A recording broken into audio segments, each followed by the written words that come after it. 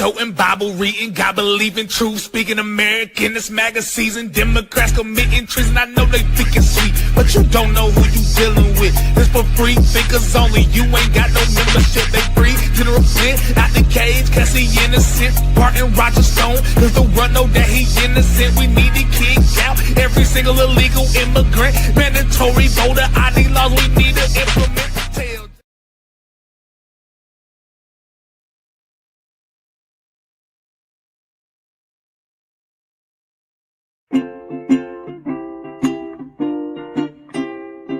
Raindrops are falling on my head, and just like a guy whose feet are too big for his bed.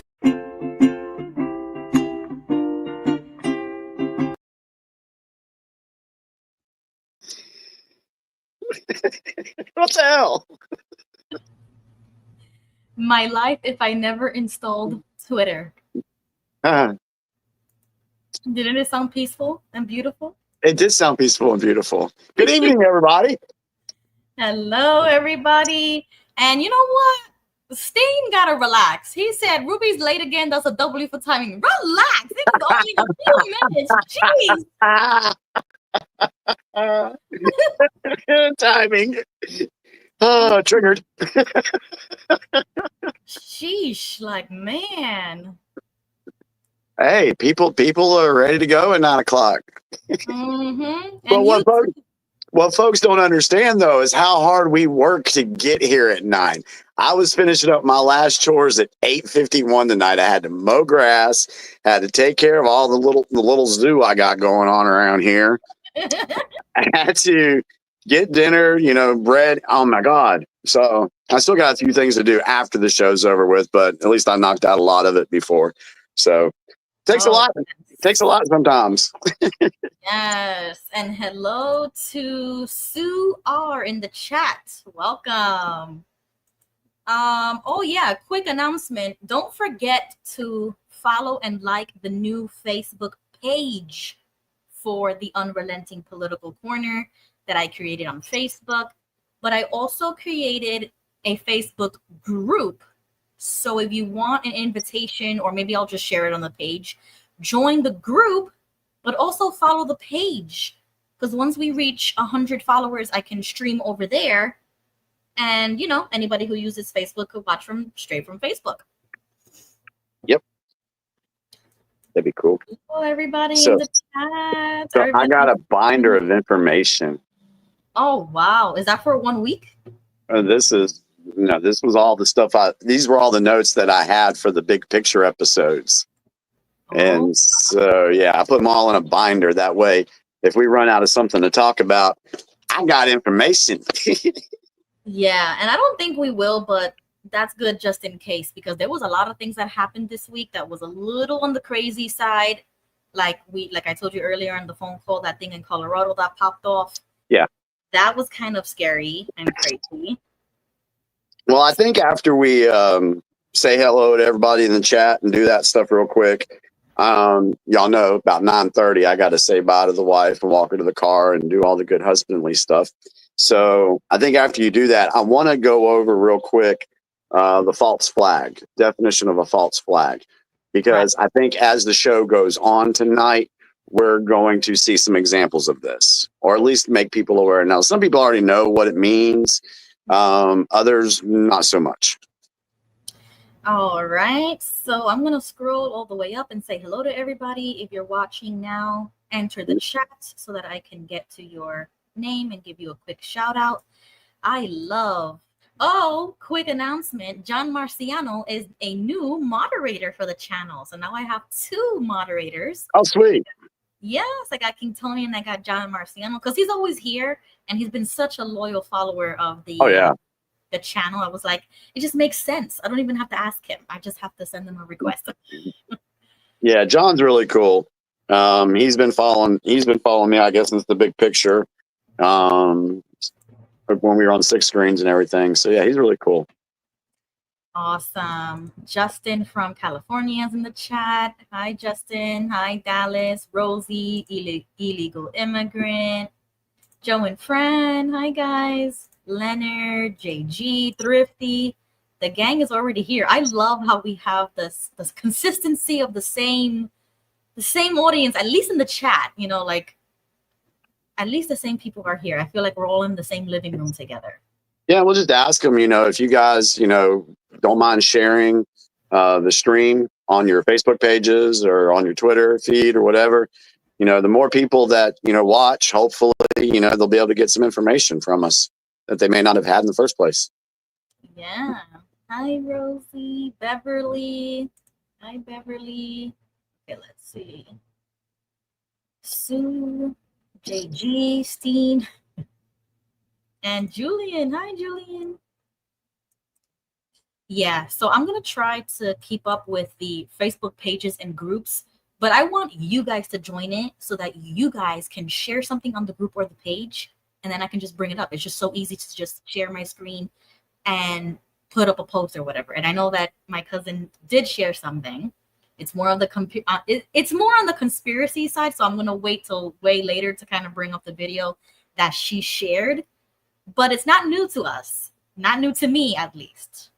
So I tell you what, there's a lot of stuff out there right now that a lot of people are seeing for the first time. And the reason I say that is because I know it's happening, because I will get messages from folks on Messenger. They will send me videos. They'll send me articles. Jimmy, have you seen this? Have you seen that? And I'm like, that's so 2020 or that's so 2021. And it's like, I already know this stuff, but I'm so happy that people are finally seeing this information and feel the need to share it with me. So just to let you guys know, I do see all your messages. I really do appreciate everything you send to me. Sometimes I can respond, sometimes not so much. So, but I do see everything. And I'm glad a lot more folks are waking up now. Yeah, that's good. So I do have some of the videos that I've mentioned last week that we didn't have enough time to share, last Tuesday. And one of those things were about, celebrities and stars like Madonna, like Jennifer Lopez, like Paula Abdul. I mean, who else? Cher, Celine Dion. All of those old timers that still perform. And I want to get everybody's opinion again. How do you feel about a 60-something-year-old male or female? But I think it's worse for females. 60-something-year-old celebrity, singer, dancer, and they're still performing in their 60s. You know why, right? No, I don't. Like, seriously, I am concerned about the reason why they're still performing. Why do you think that is? Because they're being made to. For what, a contract? Yeah, so so I heard today real briefly, there's a guy that does TikToks. He puts different people's faces next to each other, and he talks a lot and compares them. He talks a lot of stuff. Some of it I can resonate with. Some I'm like, all right, buddy, I think you're reaching. Now, for me to say that somebody's reaching, yeah, that says something, considering the stuff I talk about. However, I was overhearing one he was doing today about Gene Ho. Now, Gene Ho was the photographer for the Trump administration in the first term. And he was talking about that Trump ought to sign this bill that if somebody has been living in witness protection program, or, they've disappeared from the scene, that they could come back into the public view, or they can announce that they're alive or whatever, but they would be not harassed by the media and journalists and all these people just, bombarding them. Let them come back, and then they can live their life. Another point that he brought out was, also, if some of these people wanted to quit an industry that they don't want to be involved in anymore, they could and face no repercussions. So talking about the celebrities who, they're performing, in their 60s and 70s. Axl Rose, I just seen a video that he did the other day, a live video. He sounds horrible. The Axl Rose of 1988 would have smacked the old man on stage this week, So basically, when these people sell their souls, they're at the mercy of their controllers. And if their controllers say, hey, I don't care if you're 66 years old and got cellulite and this, and you're going to go out and perform and you're going to make us some money because people will still go and watch it. We will still be able to make money just off your name. So that's the reason why, a lot of these older performers are doing, what they're doing. So, and then you had the ones that were in the, the younger ones who wanted to get out because they didn't want to make this life about themselves. They didn't want to make it about the industry. And, lo and behold, they're no longer here on this planet, allegedly. So you hear all these young stars that, died of drug overdose or drowned in the hot tub or fell out a window.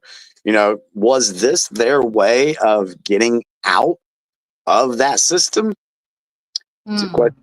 So, yeah, that's the reason why. Okay, well, I'm going to show you a video. I'm going to show it. Well, my camera just went out. So before I exit and come back on to fix the settings, this was a video that I saw of Paula Abdul on X, and this is what got me really thinking. And I'm going to play it in mute because of the music. But this is 60. I mean, she's 62 years old. Yeah. What? And still, yeah. I don't know, man. I feel bad. I feel a little disgusted. Like it's a little cringy for me. Well, then you start listening to people like Britney Spears is the most recent example that we, most people know about, the conservatorships or conservatorships or whatever. And they are basically, they're controlled. I heard it before I even woke up to even Watchtower. These people would say, well, famous person will say, well, this fame is not all it's cracked up to be and this and that. And I'm thinking to myself, what are you talking about? You got millions of dollars, this, that, and that. You're living the life. But what I didn't know then is that most of these people are being forced to still do what they've done. Okay, yeah, that is kind of sad to me. They should not be. I don't know, man. Okay, maybe singing is okay, but dancing, I don't know. That's kind of weird. I mean, and now I'm gonna say, because I think I just briefly looked through the comments. You do have individuals out there, like the older ones, Frank Sinatra, Tony. What's his last name? Oh my God, Tony. Oh my girl, I can't remember his name. Somebody's gonna say it in the comments, I know. But these people, they would sing because they still enjoy doing it. But I would say that the percentage of those folks fails into comparison of all the mainstream artists. Right. Okay, so really quickly, I'm gonna hop off for a second and then come back on, and hopefully my camera turns back on because. While you're doing that, I got about 10 minutes before I've got to say bye to the wife. So I'm gonna go ahead and talk about false flag information real quick while you do that. Okay. All right, I'll be back. Okay, cool. All right. So I wanted to, go over this information on what a false flag is, because a lot of people, they hear that term false flag and the first thing they think of, oh, what are you saying, Jimmy? It never happened. That's what they say. And I'm like, no, okay, let me explain to you what happened. Okay, the incident happened, but what they were saying it was all about, what the narrative was incorrect. So I talked about this on one of the big picture episodes, and I pulled this this information was sent to me, and it's taken from Wikipedia. Now, I'm not a big fan of Wikipedia anyway. But I felt like if I've shared Wikipedia information with folks, for those who may not be in tune with the way Wikipedia works, they still go to that thing for information. I just use this so somebody can't say, oh, Jimmy just pulled this out of the air. So anyway, this is what Wikipedia says about a false flag operation. A false flag operation is an act committed with the intent of disguising the actual source of responsibility and pinning blame on another party. The term false flag originated in the 16th century as an expression meaning an intentional misrepresentation of someone's allegiance. The term was famously used to describe a ruse in naval warfare whereby a vessel flew the flag of a neutral or enemy country in order to hide its true identity. The tactic was originally used by pirates and privateers to deceive other ships into allowing them to move closer before attacking them. It later was deemed an acceptable practice during naval warfare according to international maritime laws, provided the attacking vessel displayed its true flag once an attack had begun. So that's where the term false flag comes from. So basically, you could be driving, sailing your ship along. Let's just say you're the blue color. And then you see another ship and it's flying a blue color flag. And you're like, oh, that person's friendly. And then the next thing you know, you have that ship attacking your ship. And then once the attack begins, then they throw up their little red flag. So that's a false flag operation. So here's some examples. Excuse me. The term today extends to include countries that organize attacks on themselves. Let's repeat that again. The term today extends to include countries that organize attacks on themselves and make the attacks appear to be by an enemy nation or terrorist. 9/11.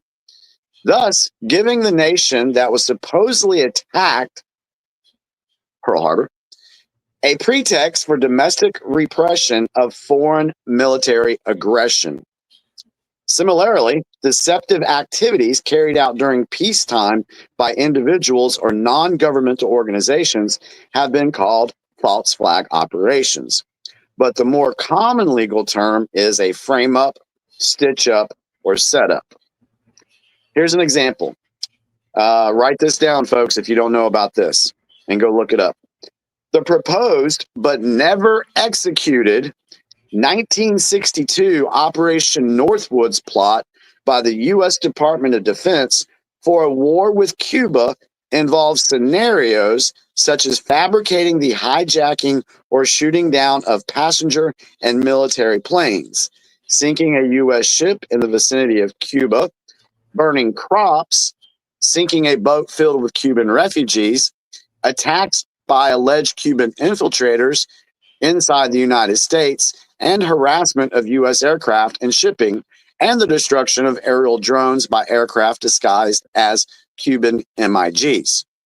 These actions would be blamed on Cuba and would be a pretext for an invasion of Cuba and the overthrow of Fidel Castro's communist government. It was authored by the Joint Chiefs of Staff, but then rejected by President John F. Kennedy. The surprise discovery of the documents relating to Operation Northwoods was a result of the comprehensive search for records. In 25 minutes.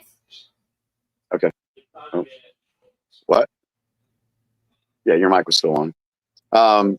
The surprise discovery of the documents relating to Operation Northwoods was a result of the comprehensive search for records related to the assassination of President John F. Kennedy by the Assassination Records Review Board in the mid-90s. Information about Operation Northwoods was later publicized by James Bamford. And one of the things that they put up here was this U.S. Douglas A-26C Invader located at Miami Executive Airport was painted in Cuban Air Force colors for the military invasion of Cuba. undertaken by the CIA-sponsored paramilitary group Brigade 2506 in April of 1861. So they took these planes and painted them like Cuban planes, but they were actually American aircraft. Okay. Sorry, Jimmy. I didn't know my mic was on, but I got a pie in the oven. Oh, okay. Better than a bun in the oven, right? No. Hey. Hey. Do not jinx me like that. So that is the definition of what a false flag is. So when we say that a certain shooting was a false flag, it doesn't mean that we're saying it didn't happen. It just means that the narrative that's being shaped for that story is wrong. Yes, like 9/11 was a false flag. Yep. Oh, I think my wife is. I'll be right back. Okay. All right. So we'll wait for Jimmy to come back. Okay, I'll bring him back to the stage in a minute. Yeah, I got a blueberry pie in the oven, so I was like, I don't want that to burn.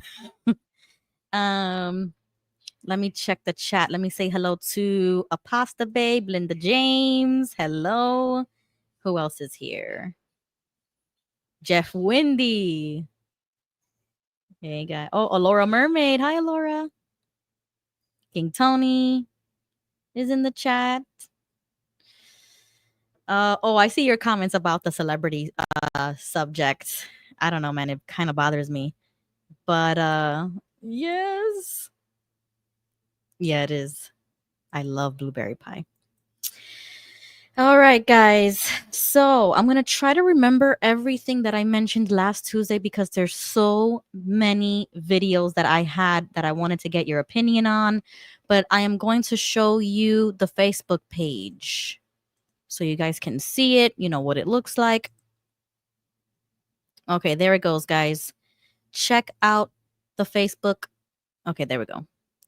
Check out the page. This is what it looks like. We got 32 followers so far, 27 likes. That is a big jump from last Tuesday. So thank you so much for following the page. I am going to continue sharing a lot of, political news on here. And when Jimmy gets back, I'm definitely going to show him this. I just saw this, Trump's newest presidential portrait. I'm kind of loving it. So I want to get everybody's opinion about that. I put the links to the YouTube's lives when we go live so that you never miss, us on YouTube. If you already follow the page, you already can see the things that I post. And that's what I want to use for the shows. Okay, Jimmy is back. All right, I was just showing them the Facebook page so people can follow it. We have 32 follows so far. That's pretty good from last week. So what were the comments about the false flag information in the chat? Anybody have any questions? Does everybody understand what we're talking about? So let me know in the chat. Yeah, not that many comments specifically. Thrifty said Roswell. So I think she's referring to that false flag. Yep. Let's see. John Marciano says interesting topic. Jalu70 just joined the chat. Hello, welcome. Apasta Babe Linda James question about something else. She says, why does an older entertainer bother you? Why would you want someone to stop doing entertainment? Is there anything else you are uncomfortable with older people doing? No, I just feel like if they have, like, they're so famous, they have all the money that they've ever made. You know what I'm saying? Like, they've accomplished everything in their career. They reached the top of the top. They're already a star. Why are you still going up on the stage when you already have it all? Like, and just enjoy it, like retire in grace, with all your fame and money and live a good life, do charity or something, like bring awareness to something. But you're still going to put on a see-through lace spandex type of outfit like that and high heels and strut your stuff like if you're 20 something. I don't know. It just feels weird to me. Like, Yeah, I don't think this is not a case of ageism. That has No, nothing. yeah, no. Yeah, that has nothing to do with this subject. You know, it's more about, the fact that like Ruby said, these people have everything that they've ever wanted in life. Yeah, like Why, you don't why they need to do that. You don't need to go on the stage and continue to perform as if you're trying to make some money, like hustling. You don't have to hustle anymore. You Yeah. already have the name. Like she did American Idol, right? That's what I would consider. Like use your skills to help a young artist or something, like mentor. But it just feels weird that she's 60 something years old and then still performing when she is who she is. You know what I'm saying? Like Madonna, like the names that I've mentioned before, those are big names. You don't have to see them in concert anymore. They should be like on bigger or better thing, in my opinion, bigger and better things, like maybe getting another singer under their wing, mentoring, counseling, or something. But Yeah, once you dive down the rabbit hole of these celebrities and then just realize, these celebrities have been used to push propaganda and to manipulate the minds of people. That's Right. exactly what they've been used for. And so, like you said, when they are in that system and they're in, and they're told, hey, we need you to go out and do a concert, or a tour at 64 years old, and we want you to wear the skimpiest thing. Look at Shania Twain when she was doing her stuff in Vegas. I mean, she is so 1990, 2000s. right, right, We don't care about seeing your midriff anymore. right. Just sing. Just Yeah, like so just sing or something, or do like a private event, like a wedding or something. You know yeah. what I mean? Like I don't know. It just feels weird to see her performing like that. I don't know. Yeah. I'm a rock fan. I like rock music, of course. And my favorite band, Godsmack, they announced or 2 years ago, that last year was going to be their final year of touring. And Sully, I think the lead singer, he's a couple years older than me, but they've been performing since 1995. And they said, you know what? We're going to hang it up. They've toured the world. They've made millions of dollars. And he's like, I really want to go do something else now. Right. So, yeah. I mean, your normal average working person, works till about, 60, 65, sometimes in their 70s, and then they want to retire. Why don't these people want to do that? Well, they can't because they're being forced to do it. That's one, like that's one theory that I can agree with, because some of them actually say it, just like you mentioned. Britney was forced to do a lot, even if she didn't want to, and it wasn't about age, it was about contracts, it was about money, and I don't like that. But another point about like not it being just specifically her age, it was even the outfit that she was wearing. Like, there, you can perform, you can sing even at an older age, but with modesty, in my opinion. And we don't have to see skin anymore. You know what I'm saying? It's like they're trying to push a sex appeal on a 60 something year old woman, and it's a little cringy to me.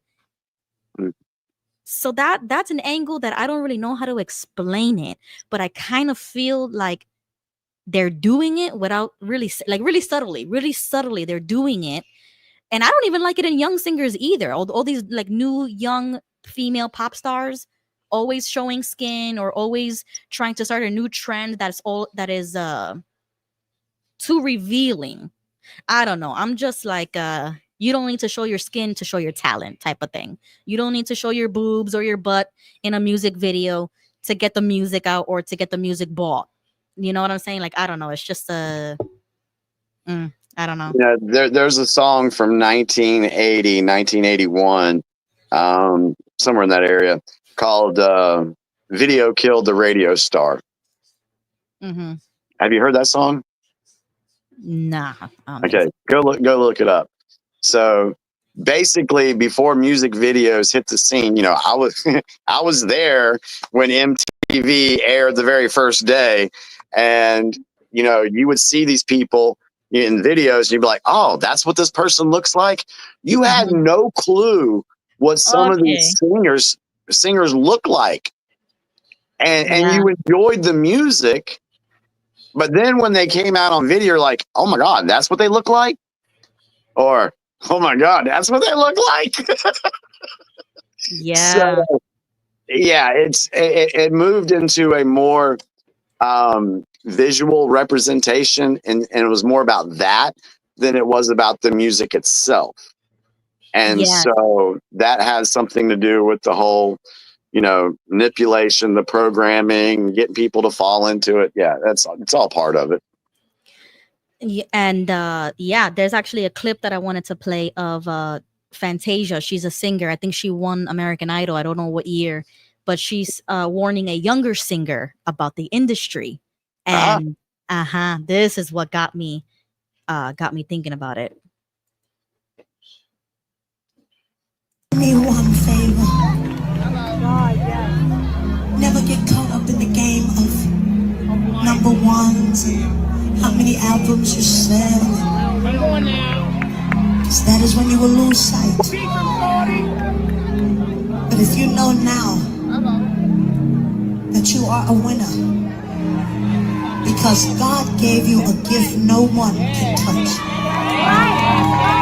So don't worry about how many albums you sell, just put the music out. And don't sign over that gift that you have to no one. Control your own stuff. Because in this industry, it's just a game of prostitution. And they will use your gift, and you will go home and you will have nothing. Please know that I am talking to you from what I've been. So keep your eyes stayed on God. He's already made you a winner. Excellent. Exactly. So that when I saw that, I it's like I connect some dots and how like my gut feeling about it, like how I'm uncomfortable seeing an artist like that. Like I don't care about her age. It's just the vibes that I'm getting. And then Fantasia says something like this about the industry, like it's a game of prostitution. That's really all it is. Yeah. And, I mean, and maybe drugs too. Who knows? Like, oh, well, totally. yeah, That's right. Like that's a given. And it's just the whole industry combined is ugly and nasty, and you can see it. But by what they're putting out, and then all these young people, they buy into it. They buy the narrative. They love the music videos. They love this promiscuous attitude, behavior, or like the shooting and the gang banging type of rap music. All of it. I don't like none of it. Yeah. So when I see an older artist like the greats, like Cher, Celine Dion, Madonna's, Paula, you know what I'm saying? It's like, why are you doing that? It feels like it's below them, in my opinion, to do that, because it's like you were like the best, you were the greatest, you were, you know what I'm saying? Like it was like this idea in my mind I had of them, of being like famous or whatever, or like a Mariah Carey or Beyonce. You know what I'm saying? Like I wouldn't want to see my childhood singers grow up to be like a 60-something-year-old Beyonce still showing her tits out. You know what I'm saying? Like it's just cringy. It's weird. I don't know. Well, the thing is, they always talk about pornography and how bad it is, and adults should, stay away from it. We've all heard everything about that. To each his own, whatever. But legally, the media and celebrity, Hollywood and music industry, they can't show that stuff to kids. Right. So they have to tone it down a little bit and just make that, short a little, make that skirt a little shorter, or have that guy running around with his bare chest. And, it's all designed to manipulate the young folks and, the older folks as well to some degree. And then, you talked about they look at the promiscuity. Yeah, that. And how has that affected today's youth when it comes to dating and their relationships? Oh yeah, it's all messed up. Yeah. I mean, I would hate to be a 20 or 30-year-old right now trying to date in this world, because everybody's all, most people are all about what can you give to me in this relationship? How much money do you have? What size is your waist? What size?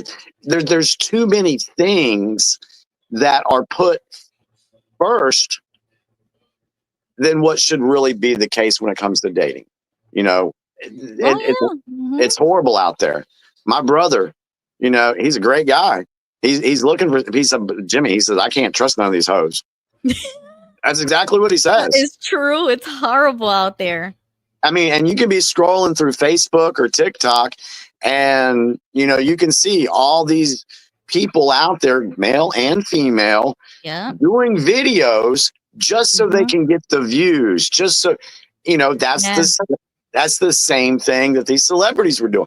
Let me go in here and do this spicy 1980s video and get all these young guys salivating over me, and they're gonna buy my. It's the same thing.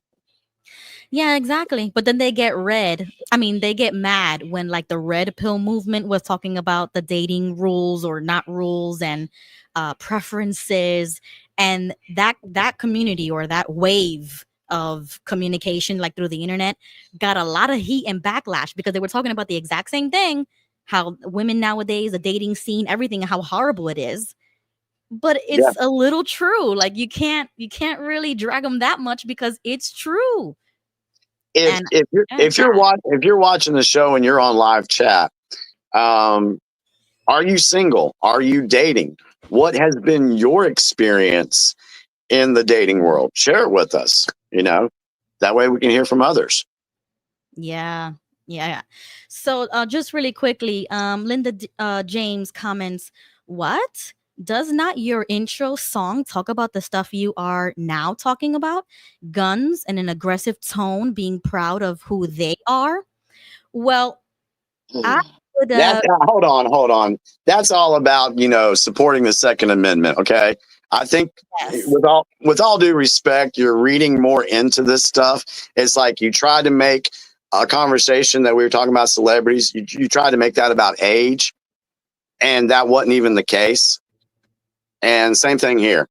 You're trying to, say something. Go back and listen to that video. Go back and listen to that song. Listen to the song. Yeah, listen to the entire song. Yeah. And look up the lyrics too, because and that's why I included that intro in my intro of his song, is because he is defending the Second Amendment and he's saying in the song, like, I'm gonna buy another gun and ain't nobody can tell me anything. Because we are in support of the Second Amendment, how we can own as many guns as we want, and we don't have to answer to the government of all people or things about owning guns. Just because that song is being played, it does not mean that we're supporting gun violence. That's not what it means. No, right. And I have nothing wrong with music that has those words, like the word gun. People might take it as negatively with guns or shooting or whatever. But if you listen to, like I said, gang banging songs, like the murder songs, the sexual songs, they are rapping about the very things that they do, and then they actually get arrested for what they talk about in their songs, like legitimately. So that's what I'm talking about, that the young people are getting caught up with the music thinking it's cool to do what these rappers are doing or whatever, and it's not. Yeah, I would compare the song that you used in the intro, compare that with some 90s and 2000 rap songs, and tell me what you see. Tell me what tell me what difference you find. Right. Yeah, there's a major difference about a song talking about the Second Amendment and promotion of the Second Amendment, and a song who is singing or rapping about using guns to commit crimes. Yeah. I mean, there's a major difference. Yeah. About that. Yeah. So anyways, and you see how these topics might be offensive or uncomfortable for people to talk about. That's the point, is to have a discourse about what we see and hear with our own 2 eyes and ears, and to discuss those things, because most people, that I've noticed, they don't care enough to talk about it. They don't care to talk about the effects of it, of how is it going to affect our society of all things. And then these are the same people that'll be like, why is the world the way it is now? Exactly. There's no hope. There's no, why is everything so bad? Well, it's all been done by design. I Every bit believe of it. so. Yeah. And that's where it starts. It starts in the culture and in the society. It spills into music and movies, but really it's the society. It's the Yeah. people who are making the music and making the movies so that we can see it on TV. But if the society, in my opinion, was clean and moral and, had some type of standards or decency, which I know we're never going to have, but that's just my like personal thing. It's the society that is broken. It's fallen apart. The family homes have been broken. Well, we've talked about this. I think we've touched on this briefly before, but it bears repeating. If you look at the sitcoms from the 50s and the 60s and up into the 70s and a little bit into the 80s, it started when it started to change.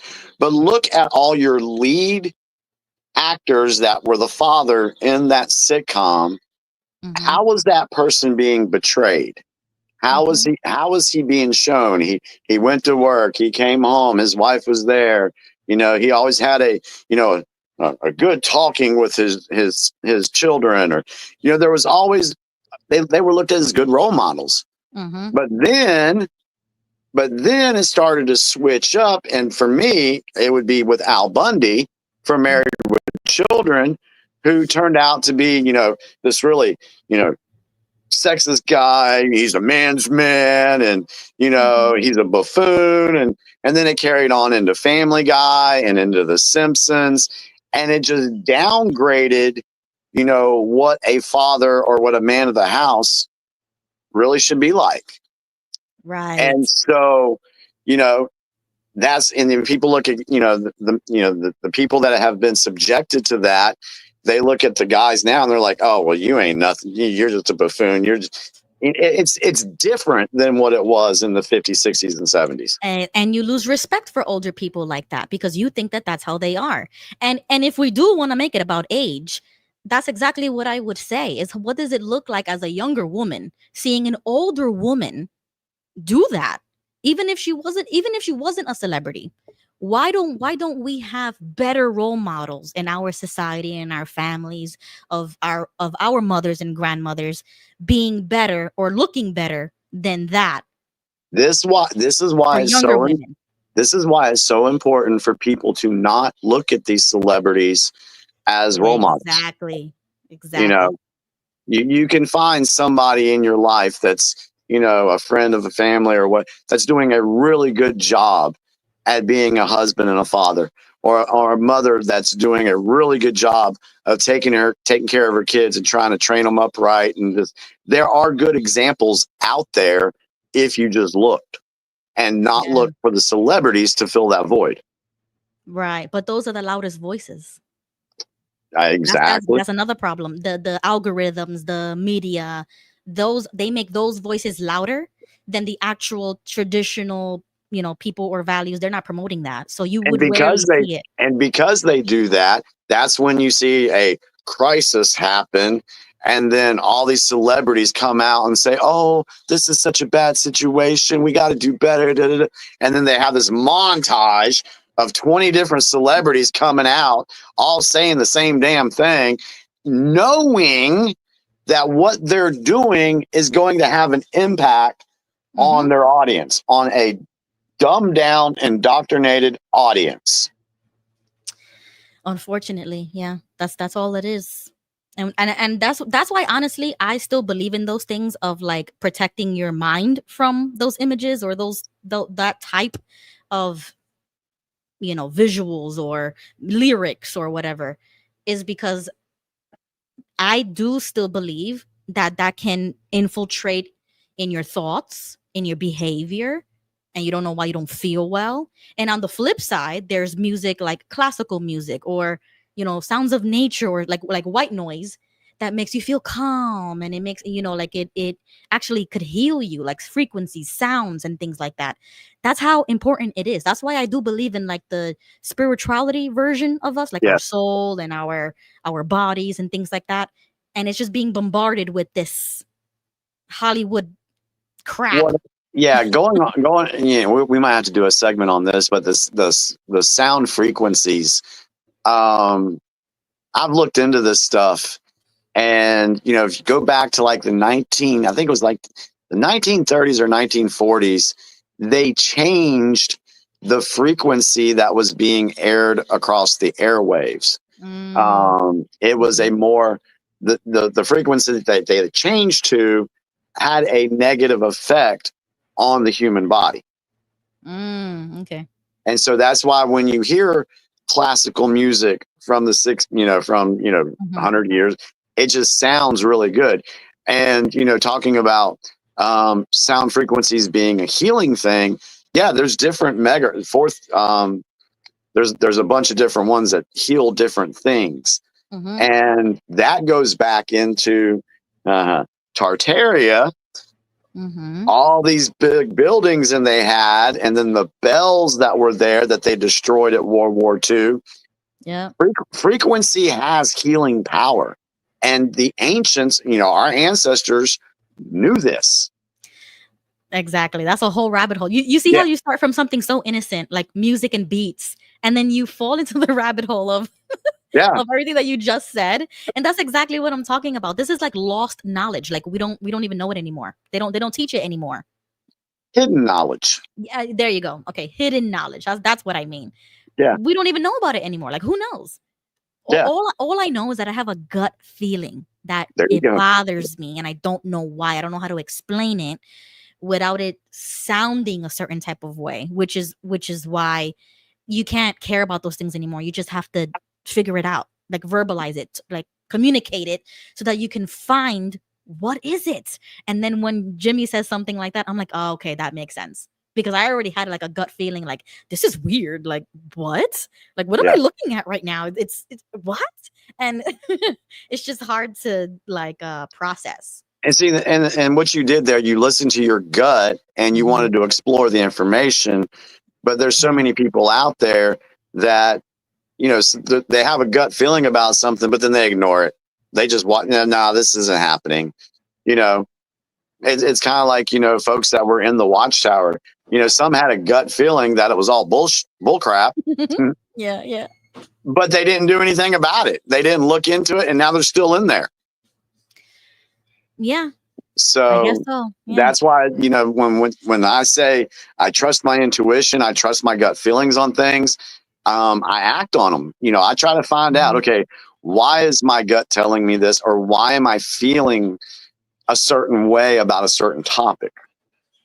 Right. Yeah. And then when you talk to other people, and like I said last Tuesday, me and Tony were just on a phone call, and we randomly just said, yo, J-Lo needs to retire. And I was like, yo, for real, like without us even realizing that we had the same like back in the mind thought process about older celebrities, like what I just saw on X, on the algorithm. Like something just pops up and I'm like, ooh, ugh. And then I go on the phone and I'm like, she says something about J-Lo, and I was like, you are so right.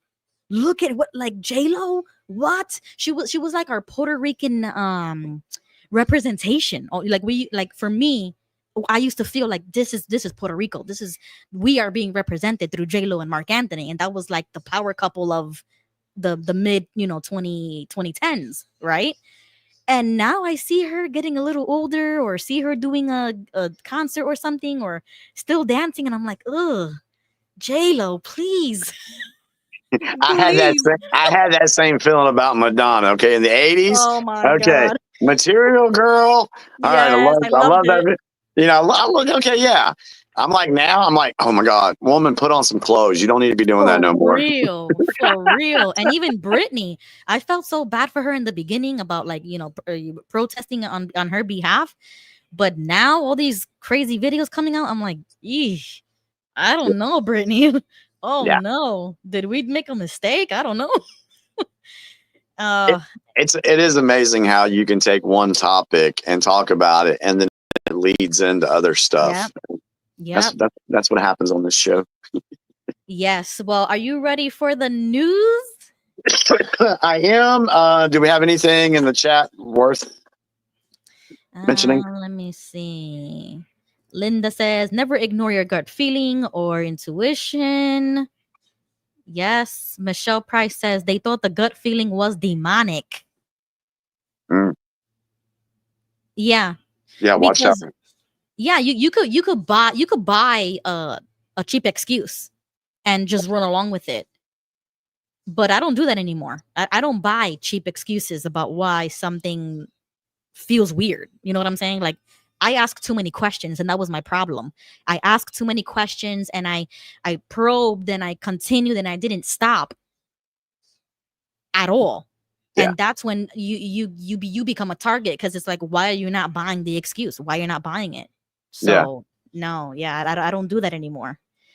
And you know this, and that's the same thing. You know, everything that we experienced. You know, as far as Watchtower was concerned, it's the same thing when it comes to political stuff. You know, it's like, because I ask questions and because I'm questioning a lot of things that's going on or has been going on. You know, Jimmy, why can't you just buy the narrative? Why can't you just accept the science? Why can't you just accept? Because I know they've been lying to us. Right. That's why I can't accept it. Right. And sometimes you don't have all the information to just like prove it. Yeah. You're just like, yeah, something's just not setting right. It's like with the whole CV thing, you know, end of March 2020. I was like, yeah, something about this doesn't make sense. I don't know what it is yet at the time, but I'm like, yeah, this doesn't make sense. And it kept me more in tune to pay attention to what was going on and learn what was going on. And then when I found all the information, I was like, oh, that's what they were doing. Oh, so my gut feeling was right. So, yeah. Yeah. Okay, so we're gonna hop into the news segment. Jimmy is gonna, let's roll it. Ready to go.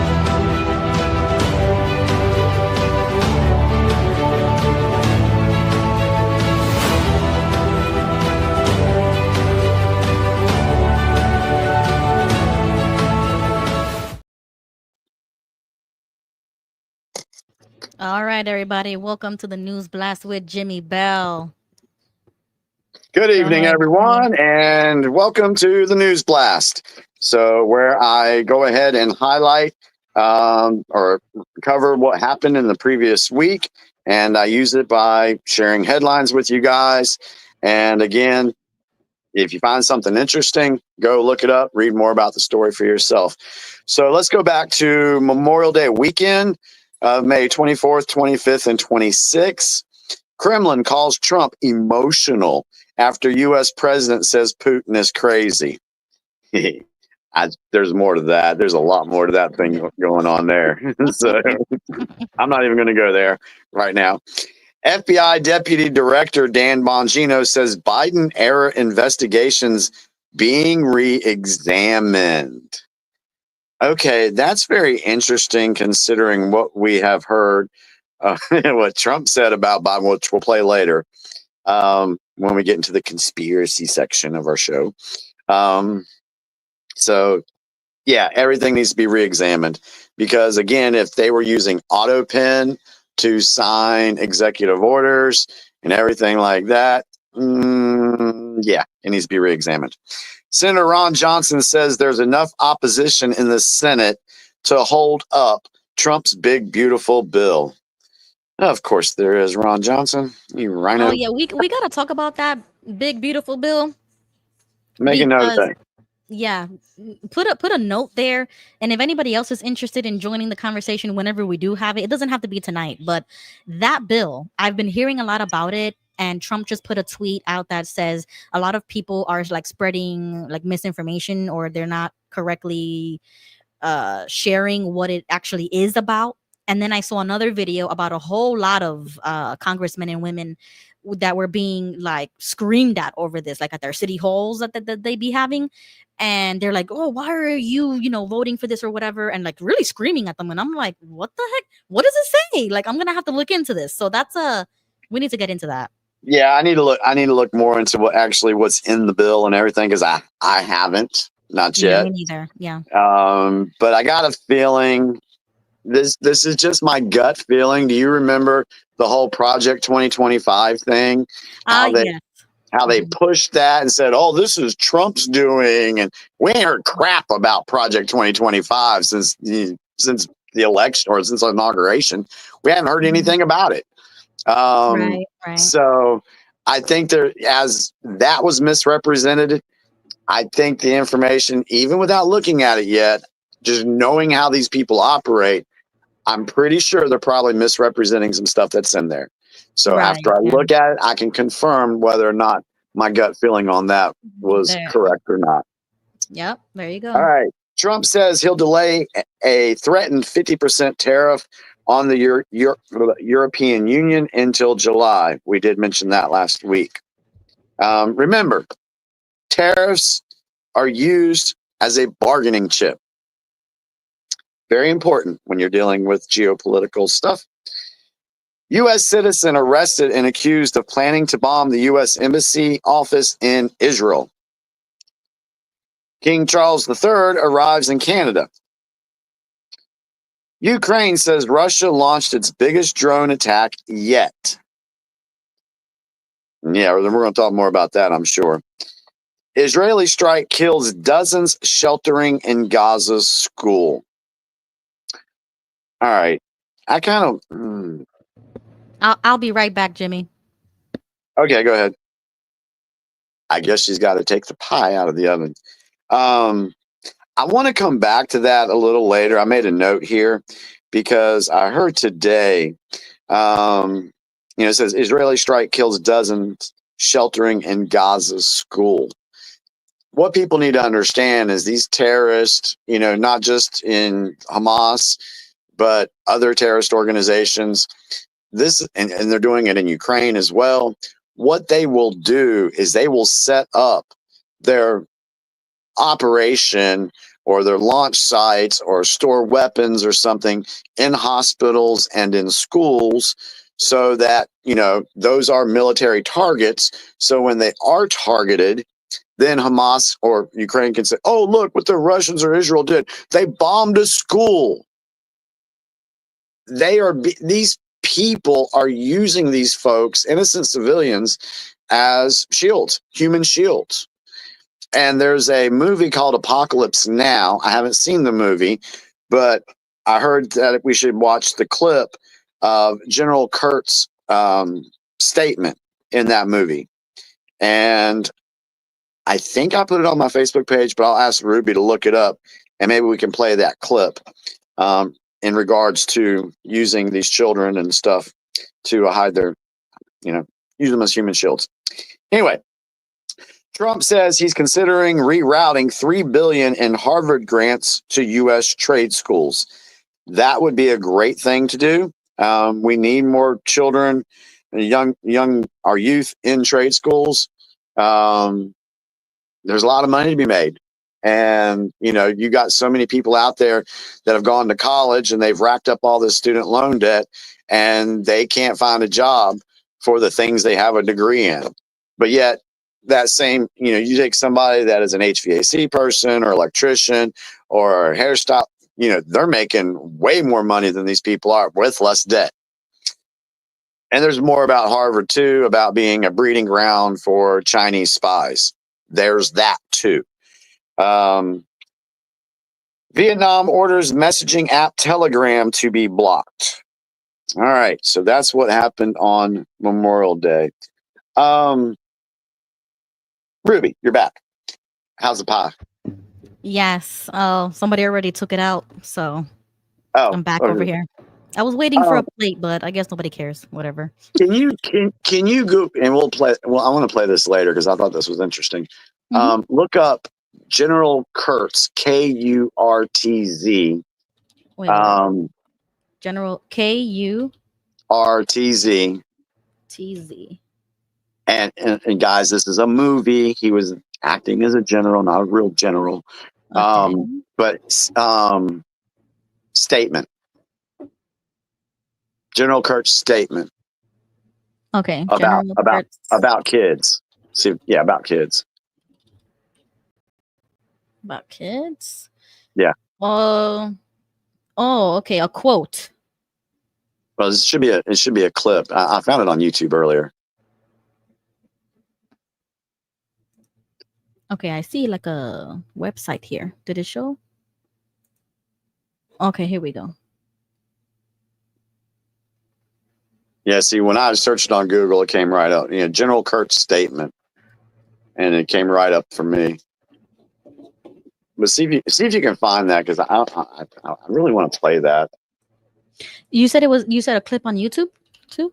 Yeah, do it. Yeah, General Kurt's statement about kids. Let's see what comes up. Okay, Kurt's statement about kids.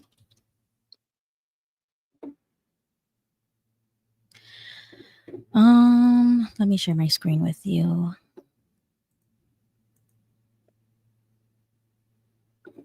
I think that's it right there. What's that say? That first one?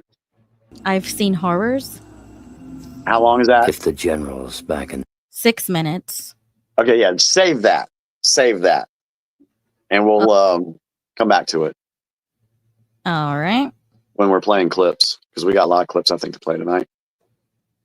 All right, so let's go into Tuesday, the 27th. Elon Musk says he's disappointed by Trump's big, beautiful bill. Okay, we really need to make that our homework this week. Yeah, next week. And go find out what's in this big, beautiful bill.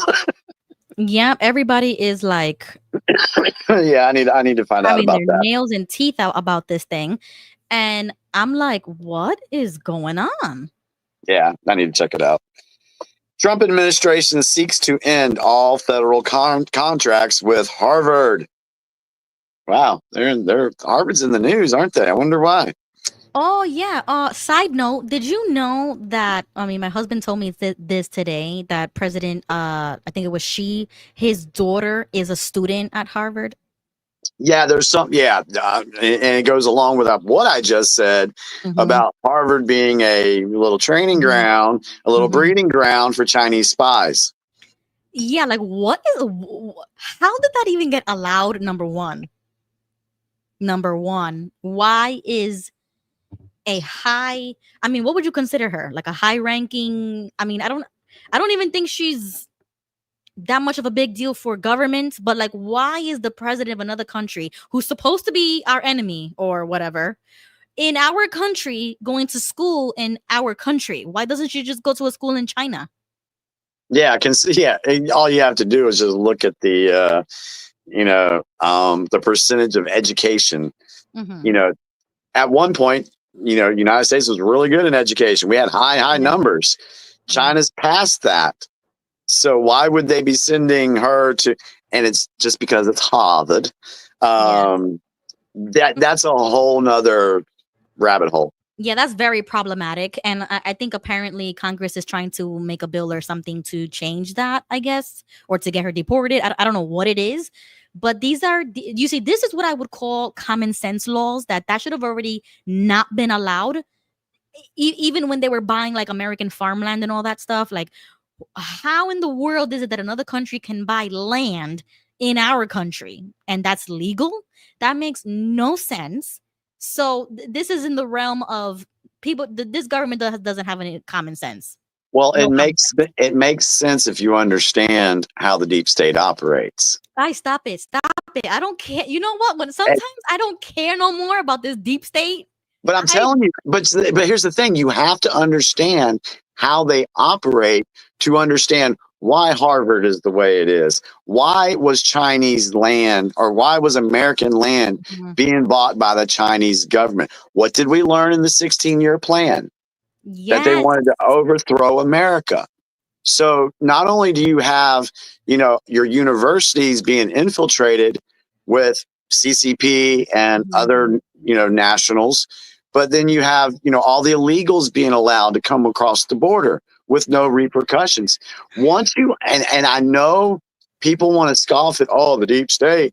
I get that, but, our government is not using, of course, they're not. The deep It's on state, purpose, right? it's I, done I on get that. I purpose. get that. Yeah, But that's frustrating and is angering because if we good. can see it with our own two eyes, that is being allowed Mhm. on purpose when there's millions of Americans that can use that land to buy a house or build a house or build a business or something, make a whole new little town if you wanted to. But you're telling me that another country bought that makes no sense at all. No sense at all. Well, I'm angry about that.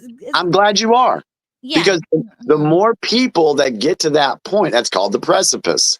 Mm-hmm. You know, Mm-hmm. and you know, I've talked about it before about reaching the precipice. You know, because it's been said by the Q boards, it's Mm-hmm. not until people reach the precipice of destruction until they're willing to make a change. Yes, because it makes me feel as if we're not a serious country. We're not a real country if this is allowed to happen. Why would I send my sons or daughters to fight for this country if this country is allowing something like this? Like before I used to be like really pro military and like I wanted my son to go to like the young Marines boot camps and stuff like that. And then after I woke up, I was like, "Oh hell no. I will Yeah. never let them be under the radar of like a young cadet or something so that when they turn 18 they can get recruited for another war that we don't want, for another agenda that we don't know about, Mhm. for a state that still exists whether we like it or not. Why would I send my son to do that? Hell no. Yeah, No. yeah. That's why that whole cancer needs to be Yeah. gotten rid of. Needs to be gotten rid, and it's happening. There's a lot of stuff going on right now that's destroying their financial ability to be able to do things. They don't have the control like they used to. It's I diminished. mean, when It's I see bull diminishing. crap like this, I'm like, Well, who's again, going to take accountability for that? how many? Why do we do this show? We do this show to bring information out, to help people go look it up. Help educate folks, get them to wake up a little bit about things, Yeah. to at least be engaged. So that right there tells us that there's still a lot of people out there that don't know this stuff. And if you don't know what your enemy is doing to destroy you and your future generations, how are you going to fight against it? Yeah, exactly. Because we already know, or I already know that this government is not going to protect us. They don't care about that. They care more about money or kickbacks or whatever they're doing for money instead of caring for the actual citizens within this border. And then they want to use our sons and daughters to die for their wars so they can make money with the war complex, the military complex. And all of it, I reject it. And it makes me angry because I want to be patriotic. I do very feel like I'm nationalistic and patriotic, but this gets me like this close to abandoning all of that because this is not a serious country. And when I see stuff like this, it's just like, no. When I think about patriotism, I think about being patriotic towards what's been said in the Constitution. Right. Yeah. And that's about it. That's where I'm at, because I don't care if you're red, blue, purple, yellow, green. I don't care, as far as lawmakers are concerned. If you're doing anything that goes against the Constitution, you should be out. Exactly. Swift. Like, we don't need to discuss it. And it makes me angry because back in the day, that's exactly how it would have been handled with duels or with a quick vote or something. But all of a sudden, we can't do that no more. Why not? Because, and here's the thing that people need to understand: the country, the government, was infiltrated by these people that wanted a global new world order. I'm sick of it. I'm just sick and tired of it. Yeah. I'm glad you are. I've been sick and tired of it for a while now. Yeah. So, but with the fight continues. Yeah. All right. Let's get back into Tuesday. Wow, I like our little weaves we go on, our little tangents. Yeah.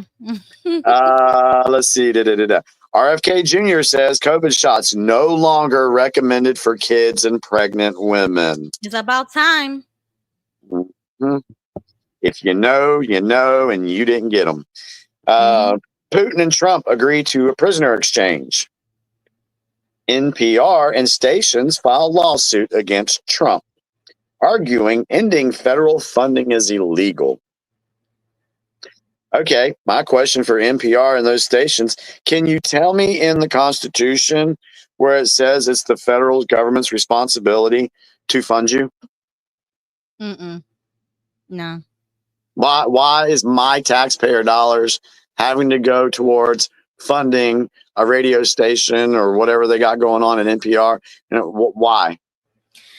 No, my understanding of the federal government establishment was for the commerce between states or something like that, like the conflicts or like economies or trade between states. Okay. I mean, that's basic. That's the basic knowledge I have about the federal government. On the commerce side. Yeah, like if there's a conflict between two states or about trade or like money, something to that effect.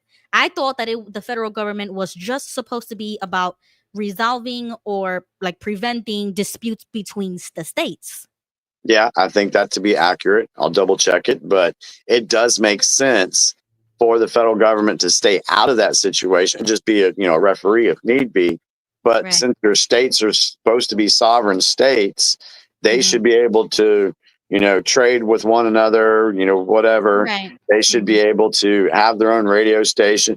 And, now that I'm thinking about it, let's say you had all 50 states with different radio stations blaring whatever they wanted to. Mm-hmm. Okay. That would be cool. Mhm. But the established, that's what we'll call it. Let's call them an establishment. Okay. The establishment says, no, we can't have all these 50 different voices out there. We need to centralize the message and have the government, have the taxpayers fund the centralized voice. And then that way, we can put our message out there. So instead of there being 50 voices, there'll be one voice. Mm-hmm. So that's how, and think about how long NPR has been around. You have these people, I listen to NPR and da-da-da-da-da. And it's just more progressive information there. So anyway, that's Okay. there's that. They said COVID variant NB1.8.1 hits the US. What is that? Bless you. Talking about COVID. Oh my God. Bullshit. You hear what I'm saying, right? No. I said BS. Oh, here we go. You got me again. Oh my God. I'm sorry. If you're buying anything with COVID anymore, I don't know what to tell you. I really don't. S&P 500 closes 2% higher. This was Tuesday last week. 17 bodies found in house during missing persons investigation in Mexican state.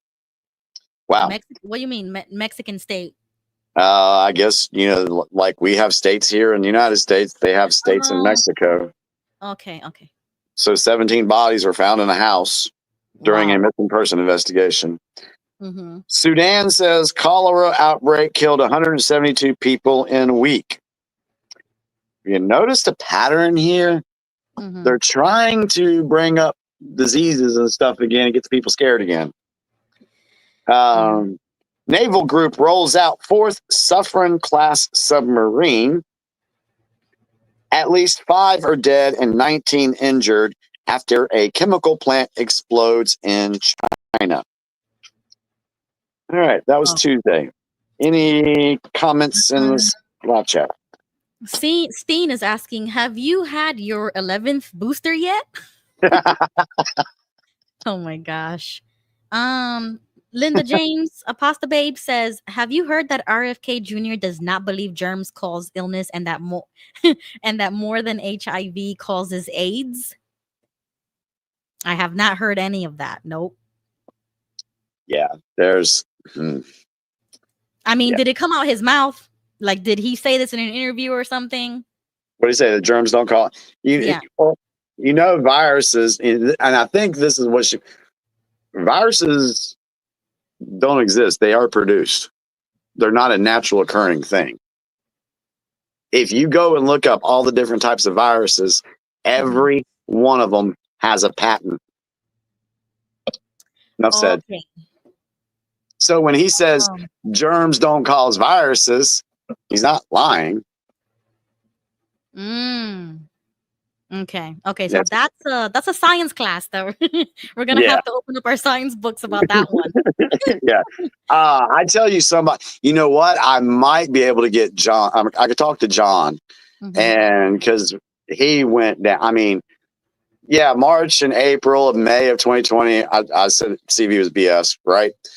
He didn't until he started doing a bunch of research. And then by time he got done researching, he was sending me information about viruses and this scientific study and that scientific study. I mean, he went down that rabbit hole and he did way more research on that stuff than I did. And he can speak to it. So maybe I'll talk to him and be like, hey, John, you want to come on the show one day and talk about what you learned about viruses and, you know, I mean, just for like 10 minutes, maybe he can just do like a 10-minute monologue about the things that he's found really quickly. Yeah. So I'll ask him. All right. So let's go into Wednesday, May 28th. J.D. Vance says crypto finally has a champion in the White House during the Bitcoin conference speech. Still don't know how I feel about that stuff. Elon Musk leaves Trump White House after Doge tenure. And so here's the thing. He's going to still be an advisor. He's not going to be the front man, I guess, so to speak. And just because he's leaving does not mean that the Doge team is not still doing what they're doing. The Doge team still exists. It's just he's stepping back from being the head of the face of the operation. Okay, you want let's share this 2-minute clip of Donald saying thank you. Elon Musk has given me his complete and total endorsement. I will create a government efficiency commission tasked with conducting a complete financial and performance audit of the entire federal government and making recommendations for drastic reforms. As the first order of business, this commission will develop an action plan to totally eliminate fraud and improper payments within 6 months. This is an order creating and implementing the Department of Governmental Efficiency, known as DOGE. That's a big one. I have created the brand new Department of Government Efficiency. DOGE. Perhaps you've heard of it. By slashing all of the fraud, waste, and theft we can find, we will defeat inflation, bring down mortgage rates, lower car payments and grocery prices, protect our seniors, and put more money in the pockets of American families. That is going to do more to unleash innovation, to unleash economic prosperity, when you don't have this crushing bureaucracy that answers to nobody sitting on top of the American people. Well, we're talking about hundreds of millions of dollars of money that's going to places where it shouldn't be going. I ran on this, and the people want me to find it.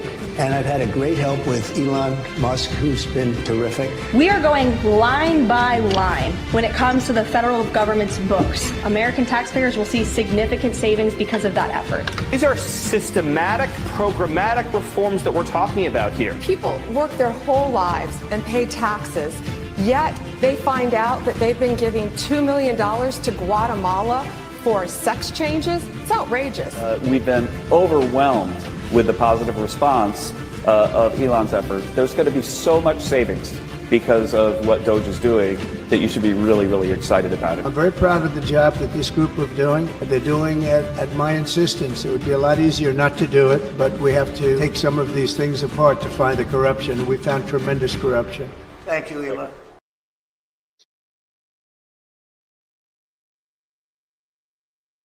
With that said, I want to go back to what you're talking about the deep state. You're like, are you tired of hearing about the deep state? This is a perfect example of the war that's being fought right now. Because if you go back to the Trump speech, and we've played it several times before, from October of 2016, when he says the establishment enriched themselves at the detriment of the American taxpayer. Yep. All right. The American taxpayer has known for years that government is wasting our money. They've known that. But what did they do about it? They just, I know the government's wasting our money, but what can we do about it? Well, now you have something, I guess you could say a weapon that was used against the establishment to expose what they were doing. Right. And then people get pissed off because, oh, well, they shouldn't be looking at the book. Are you kidding me? Yes, we need transparency. We need the establishment's game, what they've been hiding. We need that out in the light so people can see it. And that's what Elon that's all he was doing. I mean, this fake outrage about privacy laws or that he has like some information. I'm like, the whole entire government has that information. Who cares? He owned PayPal. That too. It's like that doesn't so really he had bother the me. information. He had information. Yeah. What bothers me is the type of fraud that they were finding. Like she said, sending money to Guatemala for sex changes. What the heck is that? What is that? When we have real problems in the world, like homelessness or solving hunger or something like that. But again, they may not have been sending the money for that particular purpose. They might have been sending a small percentage so they can say that they did something. But what have we learned about the establishment, what they do? Money laundering. Yeah, it probably never even left. Exactly. Who knows where it went? Whose pocket it's in right So, now? I really don't understand all these people are like, oh, well, we shouldn't be doing Doge. We should, blah, blah. And they talk negative about it. Look, you're wondering why you're getting robbed. Okay, so let's hire somebody that can tell you why you're getting robbed. Well, this is what we found. Oh, well, now you're mad at the person that's investigating why you got robbed? Makes no sense. Yeah, so thank you to Elon. Like he said that post, he's like, thank you, Elon. He did what he was gonna do, and now he's out. Maybe behind the scenes, like you said, an advisor or whatever it may be. But I would rather have a Elon type of character on our side than against us, like we've seen with other billionaires or millionaires that use their platform for nothing, for nothing, that doesn't make any change, any real change, any movement at all. Or use their power for negative activities or nefarious activities. Yeah. And this goes right along into keeping online with the news blast. Judge allows Doge to access sensitive Treasury payment systems. Okay. So remember the video that we showed about the money, and they showed the track on every, where it went to, where it goes, then it goes back over here. They had we saw the diagram. So basically, Doge wants to go into that diagram and find out what's going on, who's getting what. So, yeah, it's gonna be fun. Federal Trade Court strikes down Trump's reciprocal tariffs. Another court, another judge.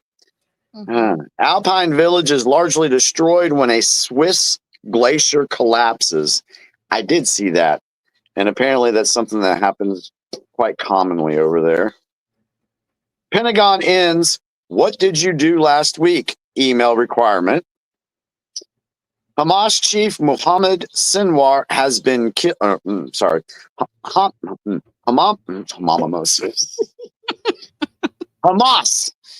chief Mohammed Sinwar has been killed. I did hear something about that. I think it was over in Gaza. FBI's Kash Patel vows, "You're going to know everything we know about the Trump assassination attempt." And I do believe we will. South Korean Navy patrol plane crashes, and Israeli airstrikes target Yemen airport. That was Wednesday. Any comments in the chat? Just a few about Elon. GG for GB says Elon's 5,000 Doge refund tax flushed down the toilet. I don't know about that. We need to confirm that one. It hasn't been talked about, but I don't think it's off the table, and I don't think it's only going to be $5,000. It might take a little while, but we'll see. But I don't think And there's a reason why I say that, but I don't want to get into that reasoning right now. Okay. I'll just say it has something to do with Jassara and Asara. I'll just leave it at that. Okay. JG says, I'm disappointed with Doge. It didn't do enough. The real problem is the 37 trillion deficit. Well, we did learn about the deficit in that video, and it kind of seemed like a never ending type of problem.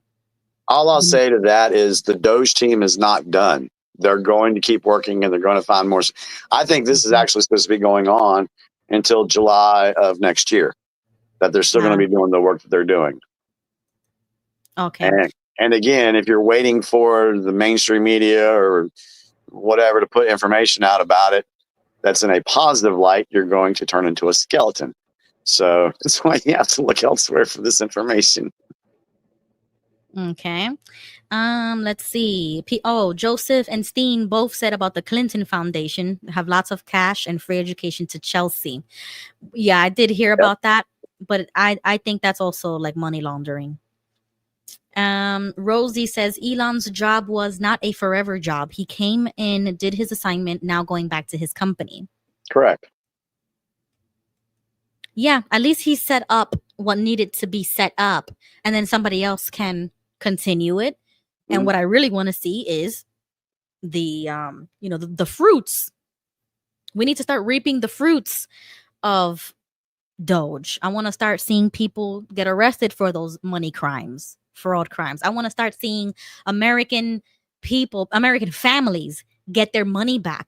How cool would it be to get that check back in the mail and with a literal letter or something saying that this was the average amount of taxes between the years of this year and that year that was basically stolen from you through income the IRS, and now that's going to be done away with.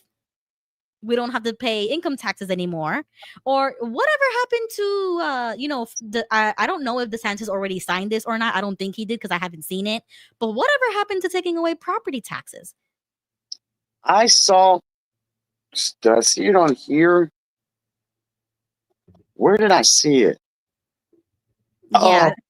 Go to Facebook. I'm here. And I don't think I shared it. I know look up the name Greg Worthington, WORTHINGTON. And I hope there's not a huge list of. Yeah, right. Let me see if oh God, it's too small. I can't see. Let me see if I could blow it up. Or I'm sorry. Go to my Facebook page under friends. Oh, okay. And search Greg. Because he posted something about this tonight. Okay. So I'm at your page. Just go to friends and then search for and just do a search for Greg Worthington.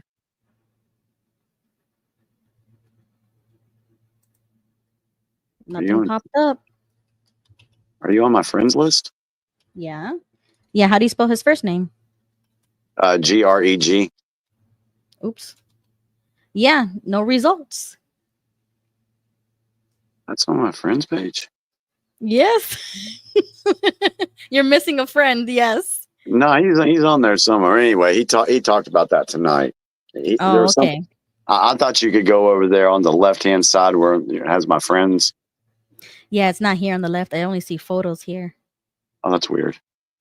Yeah. Okay. Anyway, oh well. It talks about that. It talks about the money and this coming back, but it's not ready yet. I do think there's going to be something taking place, but it's not going to happen just right now.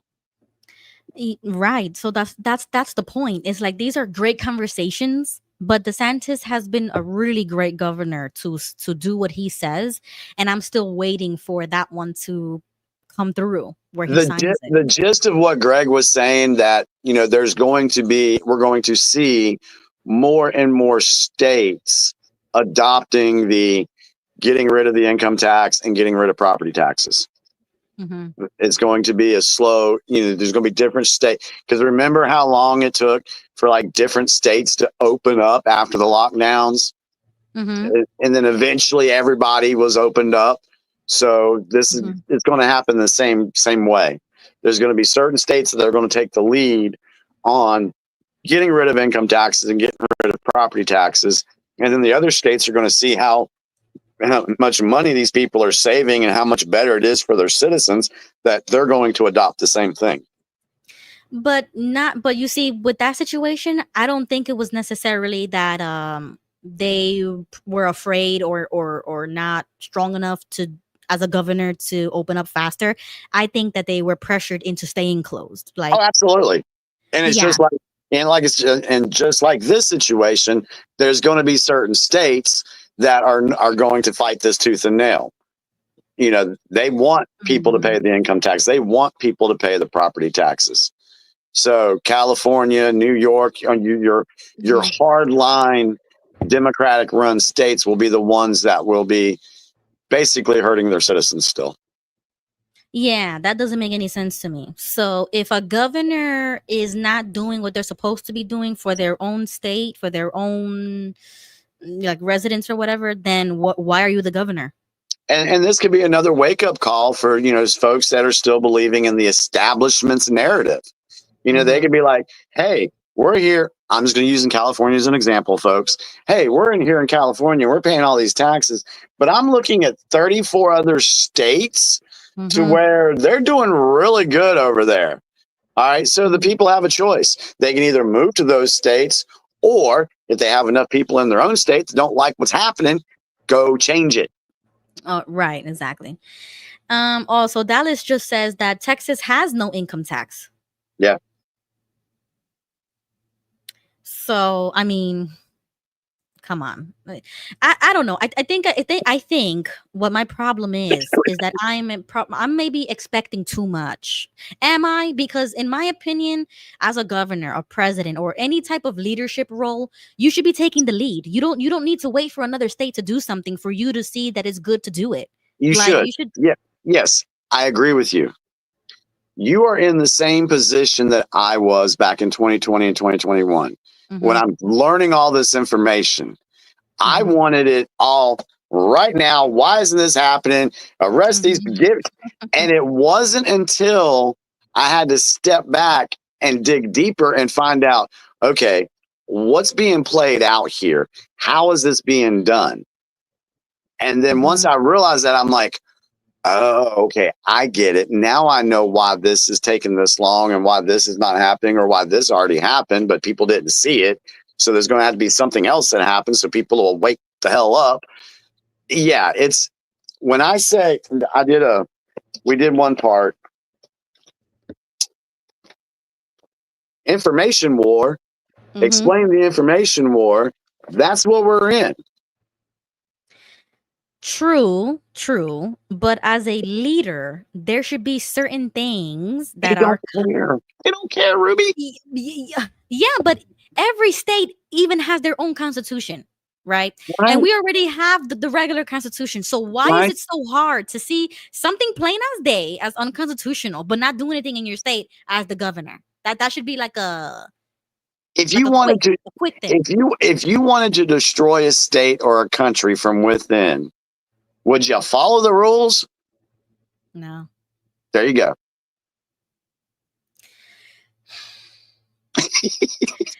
I guess I have more faith in these people than I should, because I put myself kind of in their shoes. Like if it was me, like I love DeSantis, right?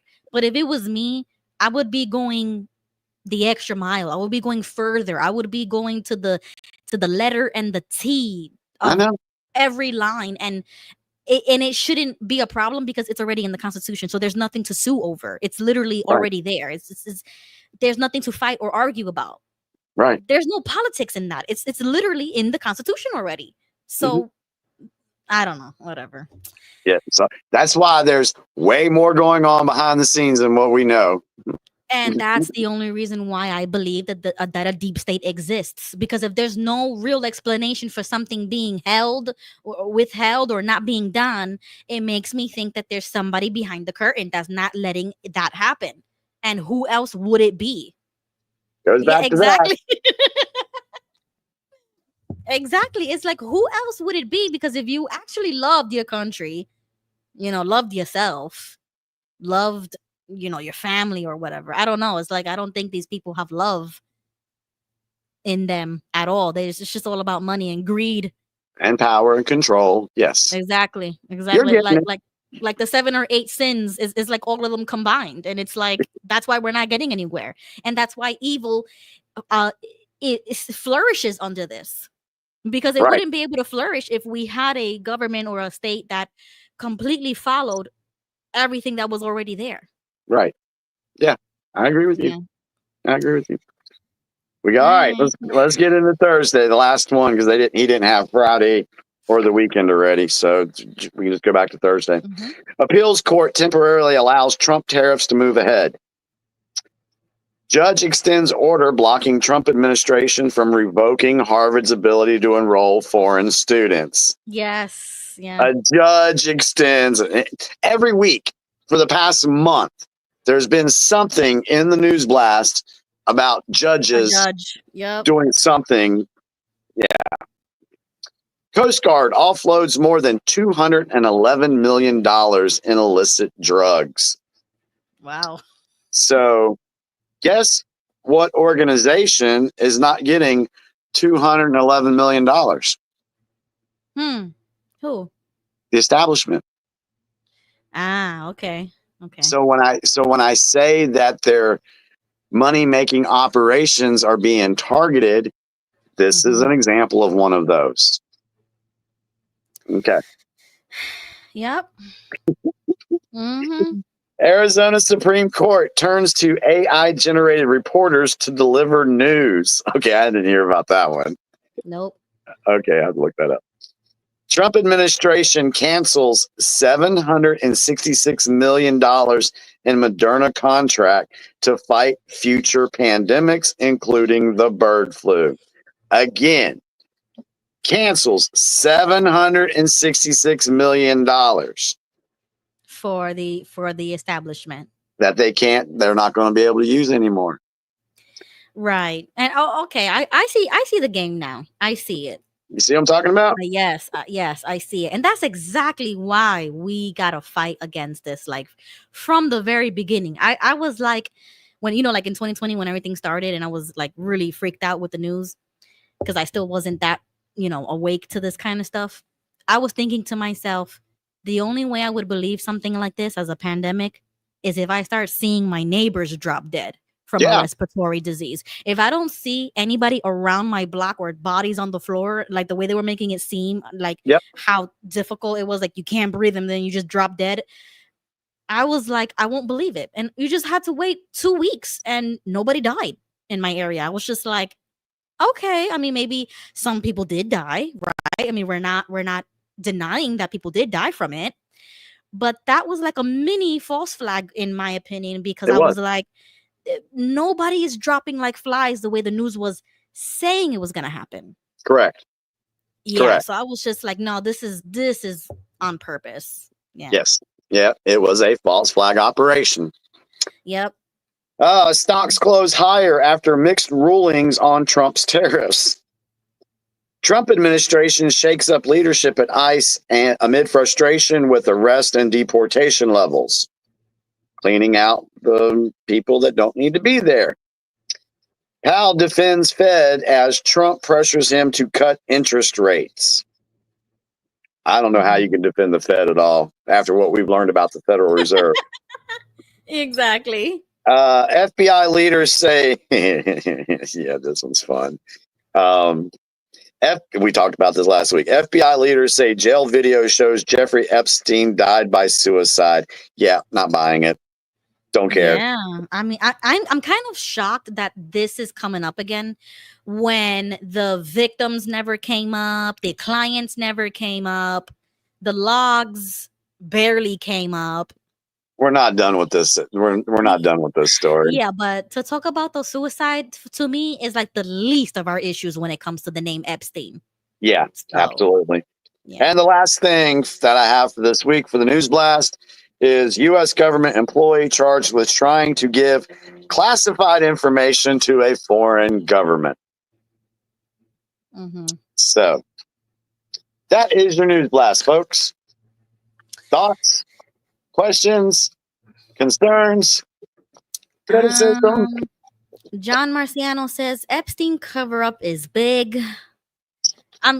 You see, even with the Epstein stuff, it gets me really like I'm sick and tired of it, or like I'm over it already, because I'm like, the day that he committed suicide, supposedly, allegedly, the day he allegedly killed himself, and Kathleen was, she was in prison or something. I don't even know if she's still there, but when all that went, when all that went down, the next day we should have started. We should have seen arrests of clients, whoever went to that island. Yeah, it's not over. I just picked up here a second ago. I agree with you. We're going to see more of this. Yeah. These are all the news blasts that go all the way back to March. Wow. You're going to keep that? You're going to keep all that paperwork? I think so. I mean, I kept all the other stuff. Yeah. I keep all this stuff. You never know when it can come in handy. Yeah, put it in a tote or something, because there's going to be a time when we're going to be like, oh yeah, we definitely saw this coming. Whenever we said, mark my words, or had an opinion about something, and then it comes through. With that, this will be a great lead in to the conspiracy section, and then play the last two videos I sent you in your Twitter DMs, X DMs, about our old buddy Sippy Cup. Okay, I think I have to roll the clip though. If we're gonna, you got to roll the clip, and I'm gonna go use the bathroom real quick. All right, we're gonna roll the clip. I finally changed the music, so hopefully this will stay on YouTube Live, and the music won't be an issue. All right, we'll see you back in a minute.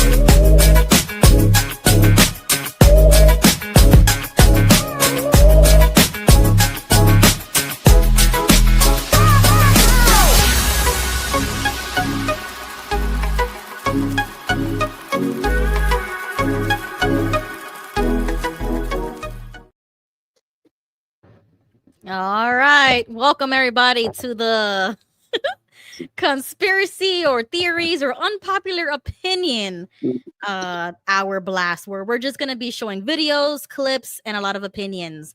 I will put the link now in the chat if anybody wants to hop on.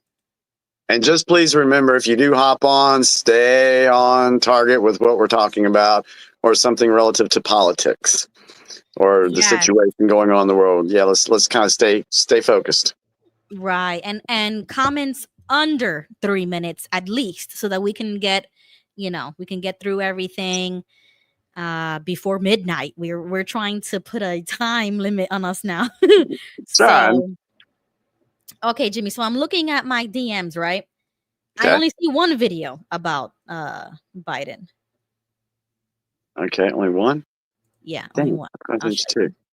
Which one you got? That was one, and then before that, so those are the two so those are the two that we want to play. But this one right there, that's the one we want to play real quick. But before you do, all right. So you were saying before we went into the segment that we looking at the news blast and be like, oh, we talked about that years ago, or we talked about that. So did everybody hear what Trump posted on Truth Social this weekend? No, what did he post? Oh, you didn't know? You didn't know? Okay. No, So, no, I don't think so. all right. So save that spot on my on your DMs. Okay. But go to my X feed. Show the screen because I'm pretty sure I reposted it. All right. This is your page. All right. And scroll. Let's see. That's not it. Oh, that's about that man. Well,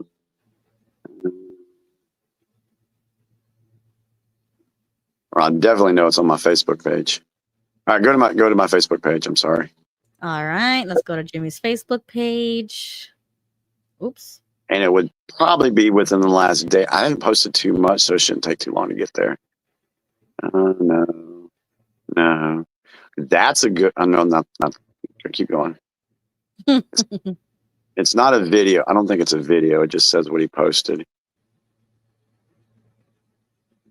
No, that's about that. Oh, come on now. Where's it at? I know, right? Like, what did he post? I only saw one about the beautiful bill that he was talking about, but I didn't see anything else. It's something. I think in my comment I said, "Oh, it seems like we were already talking about this," or, you know. Did Donald post it on X? Yeah, I'm sure. Yeah, I'm sure he did. Okay, he talked about Boulder, Colorado, Elon Memorial. I'm sure it's going to be on there too. See, this is where sometimes I wish I could have a split screen and I could look stuff up too, because I could find it pretty quickly. I know. You gotta level up. Okay, so while you look, keep going. Yeah, I don't think he put it over here. It says something about Joe Biden being executed in 2020. Oh, okay. Hold on. Yeah. Donald Biden 2020. Let's see if that comes up. Okay. They're getting close. What's that say? That picture's one. That's that clip I want to show you earlier. Okay, keep going down. Oh. So this was the post. It says, it's like he shared a link. It says there is no Joe Biden executed in 2020. Biden clones, doubles, and robotic engineered soulless, mindless entities are what you see. What have we been saying since 2020? You can't tell me this is normal. Look at his forehead. This is bullshit. That's a mask. That's a skin mask. It ain't normal. Look at it. Bullshit. Okay. Now play the clip on your X DMs that I showed. The one, the Biden one. That one. The secrets that you keep are at the ready. Are you ready? I'm finished making sense. Okay, just for the music purposes, I just muted it. But wow.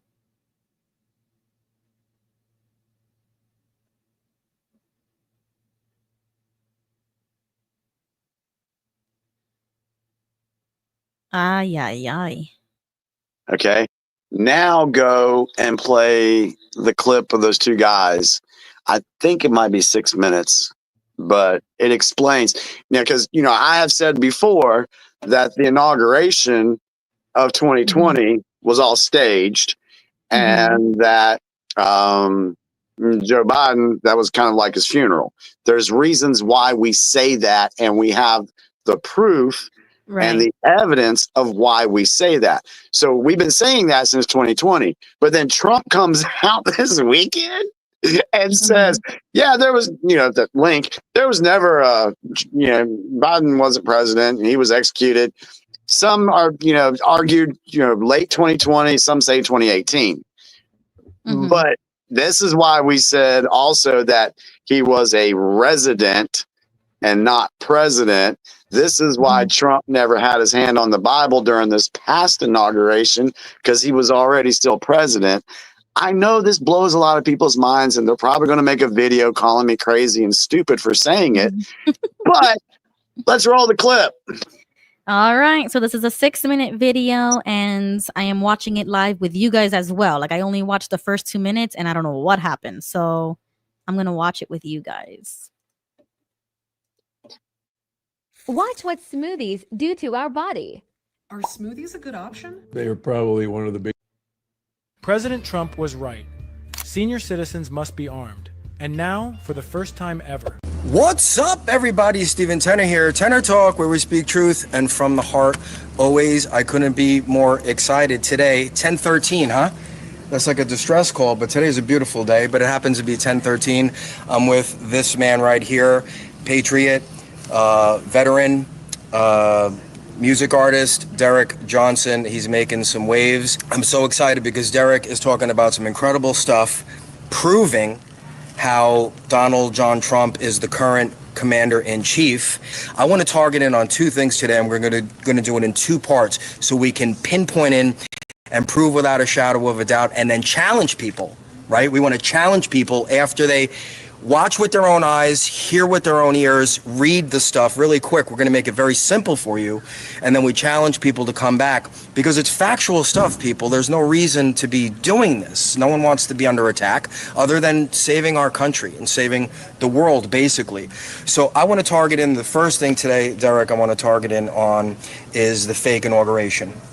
And for those of you that know, you've seen it on shemedia.com. It brings you to my Rumble channel. If you scroll all the way up a couple of days after the fake inauguration on January 23rd or 24th, you have to scroll up.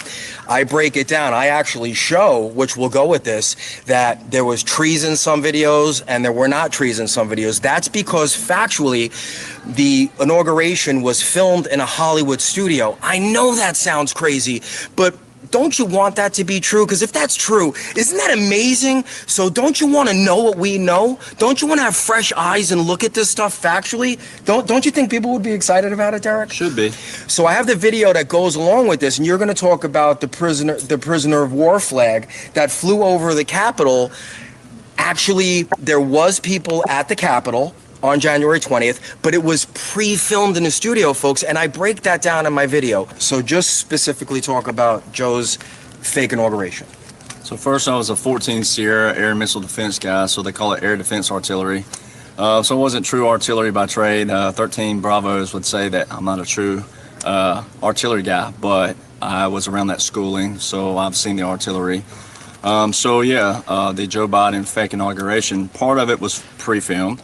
The other part that you saw at the Capitol building, if you go back and look at the pictures, first off, you compare, take your, like you said, you have to remove like your, what you feel and what you know, what you thought you knew, remove that, and then go back, look at Bush Sr., look at Clinton, look at Bush Jr., look at Obama, and look at Trump's first. And you can tell the Capitol building is completely different. Now, just for a pause there, those are the pictures you sent me with the circles, right? Showing their inaugurations, which were at that time were real inaugurations, right? Because Correct. we're not in the middle of the movie that we're in now to help wake people up, which will make sense later. And we're going to show those as I'm talking here. I'm going to edit this together, right? So we're going to see that. So continue, please. So you'll see the there's no flag under the American flag. There's no POW flag. So then when you look at Biden's quote unquote, I always put quotes around Biden because he's not real. But when you look at the POW flag and then you look at the copper steel under the lamps, they're the same copper with Bush Sr., Clinton, Bush Jr., Obama, and Trump. You'll see the copper's lamps in the copper lamp post. There's two different. There's a lamp post and then there's copper up under it. You look at Biden's, it's not there. And then he's now just to pause you. If you go to the actual Capitol now, that is there at the real Capitol. See, that's the difference, folks. You're like, well, what the hell does that mean? When it's filmed in a studio, they left that out on purpose. So if you look at real footage of the Capitol, if you go there now, it's there.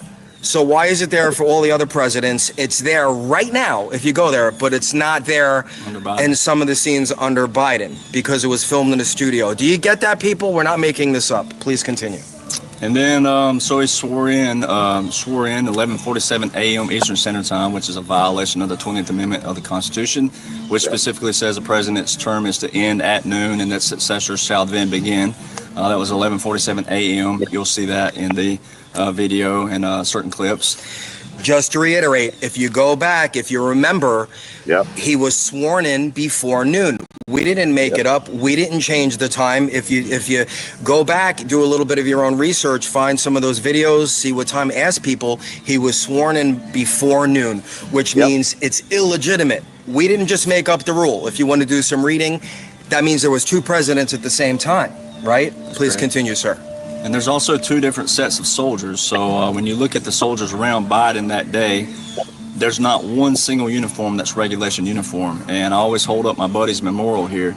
You know, the uniform, we serve in a uniform, we die in a uniform. The ultimate sacrifice is to die in it. So that's why we treasure the uniform and we hold it sacred. So the military law, same guy, he served under the same military law. So military law and regulations and orders are sacred to us because the ultimate sacrifice is to die in it. Not a single uniform around Biden that day was regulation uniform. Now, the motorcade, where people saw the motorcade ride down, those soldiers were real. Not a single one saluted that motorcade because he's not legitimate president, he's not commander-in-chief. There's two things rather that a soldier will always do. We'll always salute the president because that's in our oath. I will obey the orders of the president and officers appointed over me. We'll always salute the president. We'll always salute a moving flag. That did not happen. I didn't make that up. Those are military bearings. Those are military orders. Those are military regulations. Those are also branch regulations.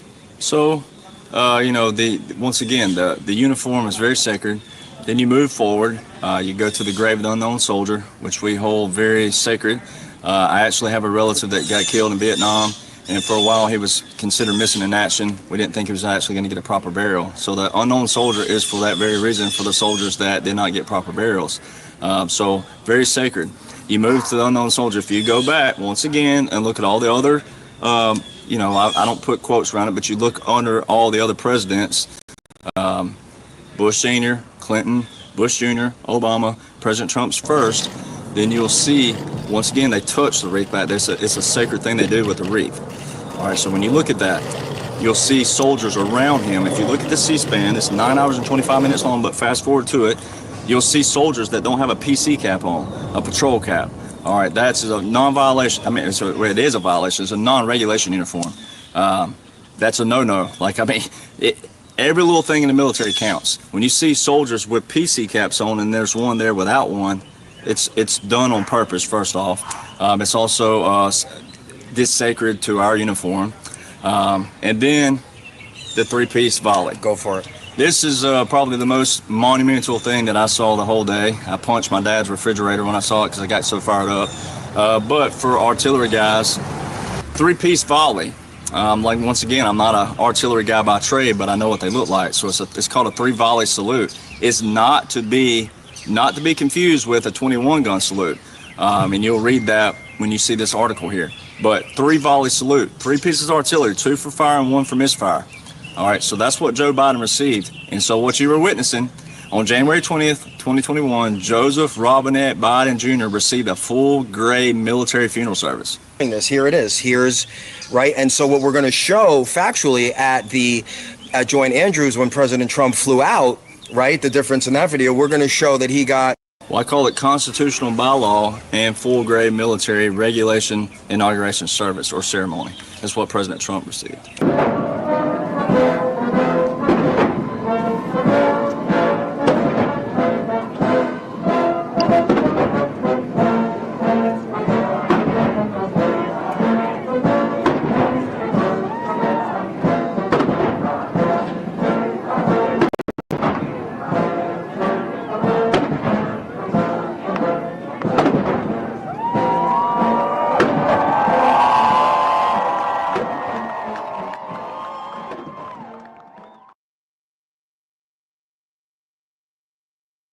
Thoughts? This is exactly what I was asking you a long time ago. I was like, I need to see it. Like, I need to see it. I need to understand, why do people believe what they do or say what they say. And you see how simple they explained it. He even gave his own experience and his own knowledge of it, because he knows those things. They're knowledgeable in that. And one thing that really caught me off guard, and I was like, what? Because I didn't know. I had heard about it, but I wasn't for sure. But at the same time, the world's being shown a fake inauguration for Joe Biden They're having a ceremony at Andrews military or Joint Andrews military base for Trump. People didn't know about that. Your everyday American did not know that there was a ceremony going on at the same time, per the Constitution, at Joint Andrews military base. That's why we say Trump was still commander in chief. Okay. So then what's the explanation about who was actually in the White House if he was not alive? The explanation was, if you're going to expose people, let them commit their crimes. And what are we learning about the auto pen? The auto pen thing is going to explain a lot.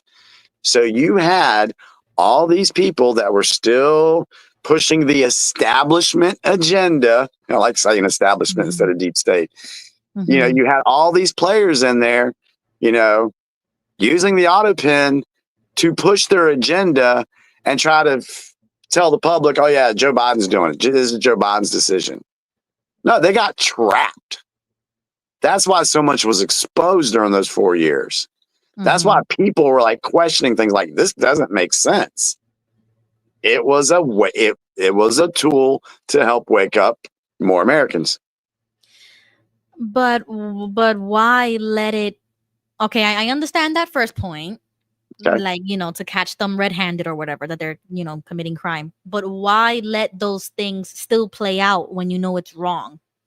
Like no raid, no intervention, no. Because whatever we touch on this a little bit, because for one, again, more people need to see what's going on. There's a lot of people that are still stuck in the 3D mindset. We see it every day. Okay. There's people, you can ask them what's going on in the world. They say, I have no fucking clue what's going on in the world. You know, so there's that. And plus, you have to, we talked about this 2 weeks ago, or maybe even last week, you got to clean out the justice system so that when you get constitutional judges in position, then you can bring that case, or then you can have that, you know, mass arrest operation or see stuff on TV, you know, then that's when that stuff can happen. Because people right now, if you were told this certain person got arrested, you'd be like, hell yeah, finally. Yes. We need everybody in that mindset so that when they see the crimes, they have no questions No doubt about what's happened. No doubts about what has happened. Okay. Yeah. That for me feels like that's going to take forever. That could take a lifetime, number one.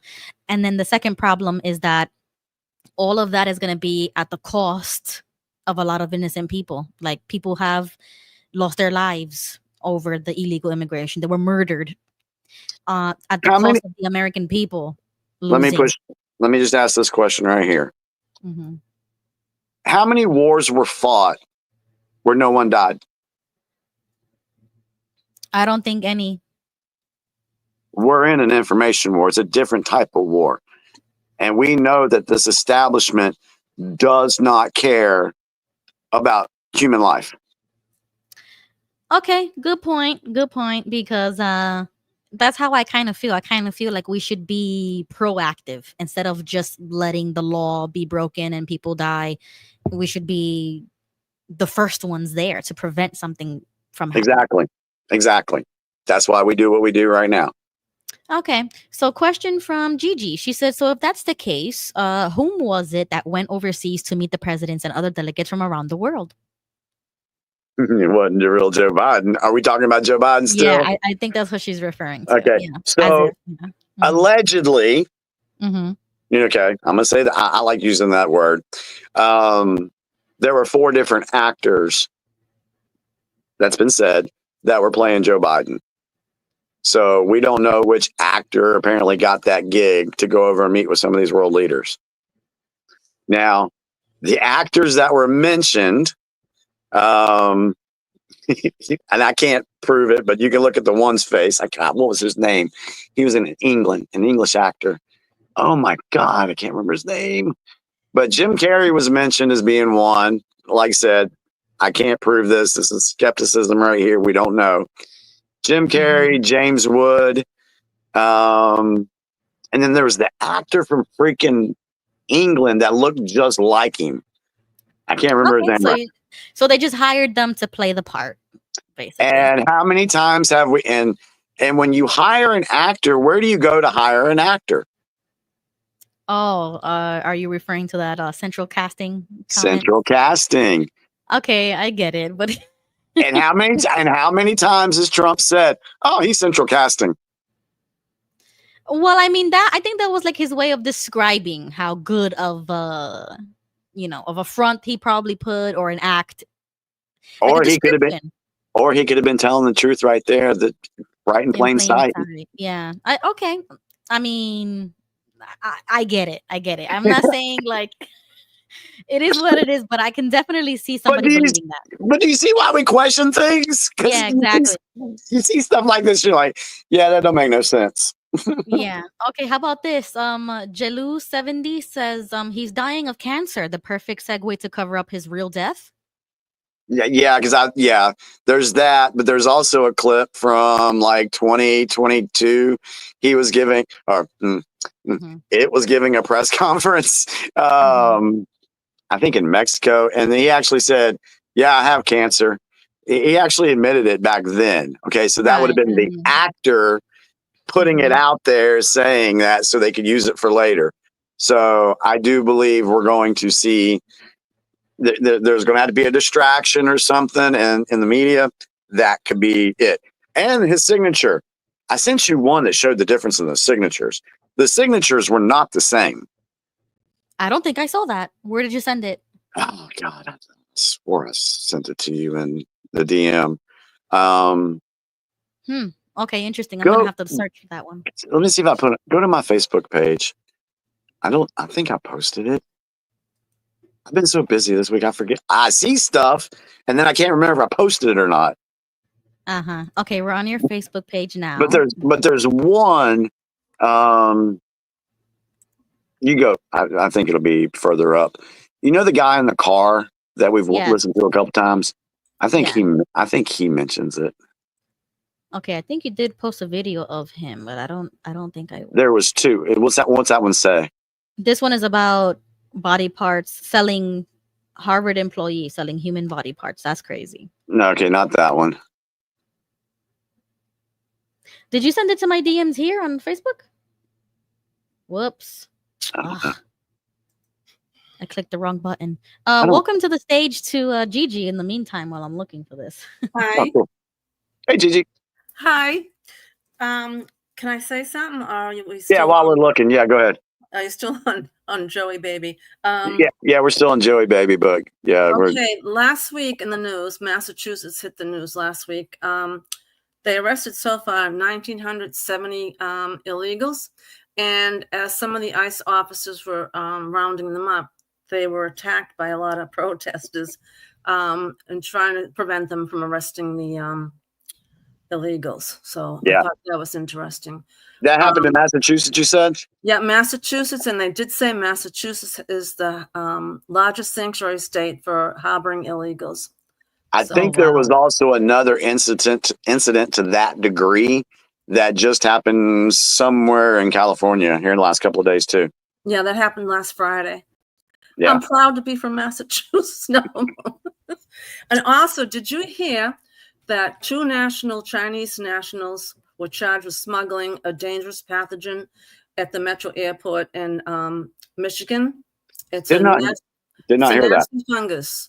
It's a deadly fungi that they got arrested carrying, and it kills all the barley in the wheat if they put it on the Wow. Yeah. Did not hear that. Thank you for sharing that. I just saw that tonight because I have YouTube on my TV and I have everything from A to Z, so I'm always browsing, and I couldn't believe that one. Nice. Wow. What's your thoughts real quick on the information we just shared about old Joey boy? Well, I used to say to somebody, and they said I was crazy, that's not Joe. I said, that's definitely an AI guy because his eyes were squinty and he looked like a robot. And I think somebody in the chat wrote that down. And I'm saying, wait a second. He looks good in one picture, then he looks horrible in another.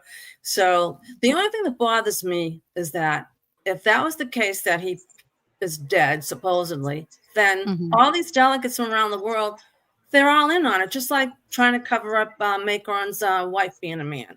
It's a big international cover up and everybody's involved. So you can't trust anybody anymore. So that's just I'll agree with that, because these world leaders, they know most of them know what's going on. Well, one, we have where Trump went on the 2017 the capitulation tour, where he basically laid out and told a lot of, Saudi Arabia, Israel, everywhere he went, North Korea, China, he's like, this is what we know. This is what we got. All right. And so a lot of these countries like, okay, we see what you got. They capitulated to Trump. Then after you have the whole Biden residency, Trump comes back in. He just went on that tour to Saudi Arabia, United Arab Emirates, and look how he was treated. So my point being, yes, it's a cover up to an extent, but there's some people that they actually know what's happening, and they're battling against the ones that know what's going on, but they're covering it up. Does that make sense? Julian put a good point. He said, so robots can poop their pants. That's hysterical, but that's a good point. Before we go to the comments, because I'm going to scroll back up to where we kind of paused on the comments, I just want to welcome Alora Mermaid to the stage. Go ahead, Alora. Hi. I just came on for a little bit. Ruby, close your eyes because I'm 59 years old and I'm wearing, my belly dancing outfit. I'm performing, so close your eyes. You don't want to see this because I'm disgusting. Anyway. No. I thought that was funny. But I also wanted to show off your Barbie. Nice. Here's your Barbie. So anyway, she'll be in an upcoming episode. So along with I don't have one of you, Jimmy. So maybe I need to make one of you. But I have a lot of the other YouTube creator Barbies too, like Wally, Danny, Jake, Ryan, a bunch of others too. So, oh yeah, anyway, you definitely need a Barbie for Jimmy, and you need to do a little skit where he says something about the deep state. Definitely. Oh yeah. Well, you have to get a Ken doll now. Yeah. Well, what they're doing is I have a Kingdom Hall of Jehovah's Barbies. Oh, no. And I'm going to be making more videos. And the upcoming one is they're all going to be invited to the memorial at the Kingdom Hall in Barbieville. So they're all going to be on the red carpet. So this is Ruby's red carpet outfit for the memorial. And I think either Good Wife or King Tony is going to be maybe I shouldn't give all of it away, is going to be bringing you in on a helicopter. So, wow. Thank you because for you're a sharing, star, Laura. of course. Anyway. Very nice. Wow. Anyway, I just wanted to say that and just wanted to show you off my belly dancing outfit. And yeah, I'm 59 years old. I'm 200 pounds. I have no makeup on. But you know what? I don't care. There you go. That is one of the best things about being in your 50s.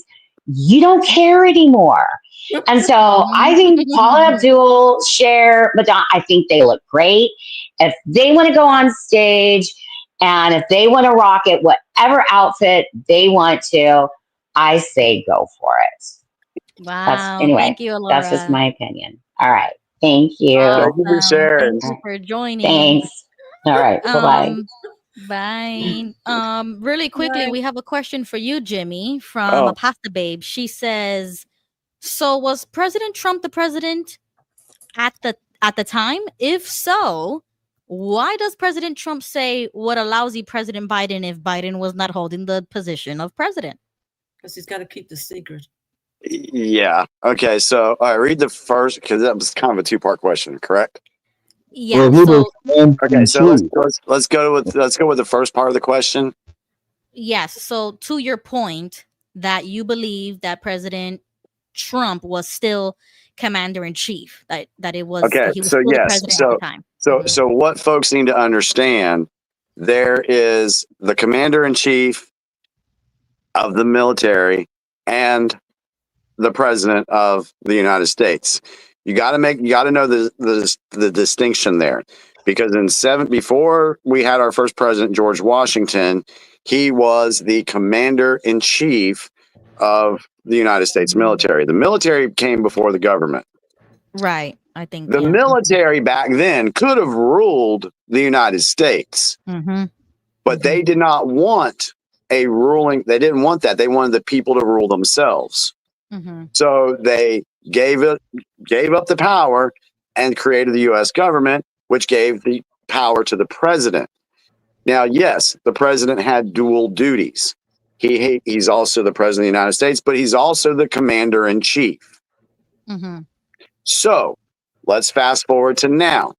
We have the establishment, the corporation of the United States, running the country ever since 1871.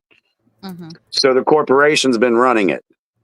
That ended in 2016 publicly.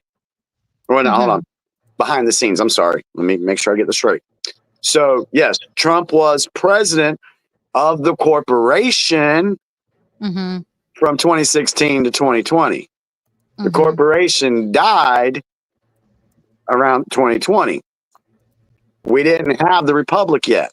The republic there was supposed to be a new Declaration of Independence that allegedly has been signed July 4th of 2020. I'm not even going to go there. That's a whole nother thing. So, so right now with the corporation ending, that would mean that the power would go back to the military. And if you listen to what the general came out and said on January 20th of 2021, that general said, you are seeing a transfer of power to the military. He said it. You can probably find it and look it up. It would be really cool if you did, because then it could back up what I'm saying. Go to X and says, go to X and search for general says power going back to the military. So if you look at 2020, Trump didn't concede. He didn't concede. So if the corporation ended, the power went back to the military. He may not be president of the corporation, but he's still commander in chief. And so under military rule, military power. So that's why Trump. So this election we just had, we're trying to figure out, okay, is this a continuation of the military operation, or did we see a transfer back to the republic? Well, I'm starting to think, because of what I'm seeing right now, I'm still seeing pockets of establishment judges. I still see corruption that needs to be cleaned out. So we may be in control. The corporation could be dead, but have we gotten the republic back yet? I don't think 100%. Could that be what's ahead for us in 2028? Is this why it's being said, oh, Trump may run for a third term? Yeah, I've heard about that. Yep. And we Trump is also about it. Yeah, we talked about that. And Trump also said back in 2017, 2018, he was floating around, I think even during 2020 on the campaign trail, oh, maybe I'll be around 12, 16 years. Everybody thought he was crazy.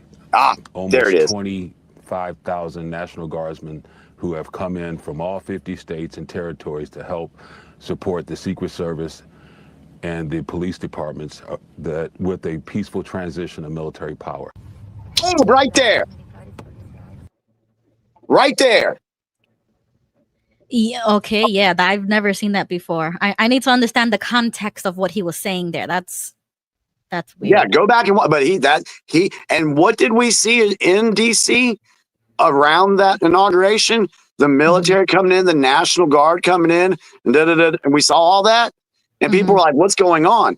But the media tried to say, oh, this is only happening because they're afraid Trump's going to come in with his military and take over DC. Trump said, no, we're not doing that. We're going to watch you people fail. So if that's the case, and then you look on, the 45-47, we listened to Derek Johnson a little while ago, but Derek Johnson and also the guy in the car talks about that dash means something. So are we still in a continuation of the military power? Does that end in 2028? Or will it happen before then with the announcement of what's supposed to be an Asara Jassar, which calls for new elections within 120 days of its announcement? So let's say it goes to 2028. Trump has technically never been the president of the full republic. The Constitution says he can be president for 2 terms. So that means he could run in 2028 and he could run in 2032. Okay, well, that's a lot. That's a lot. Because I'm reading this caption, right, on the post where I found that video, right? It says, for all the new people, COG stands for continuity of government. Continuity of government. Continuity of government. Basically seizing down and relocating the government in the event of a hostile takeover to preserve our government in a nutshell. Trump signed these orders on December 7, 2020, along with classified PEDs. Basically, the theory is Trump devolved the government to the military's hands right before Biden was going to take office. So in essence, everything you have seen for the past 4 years has been a fake presidency.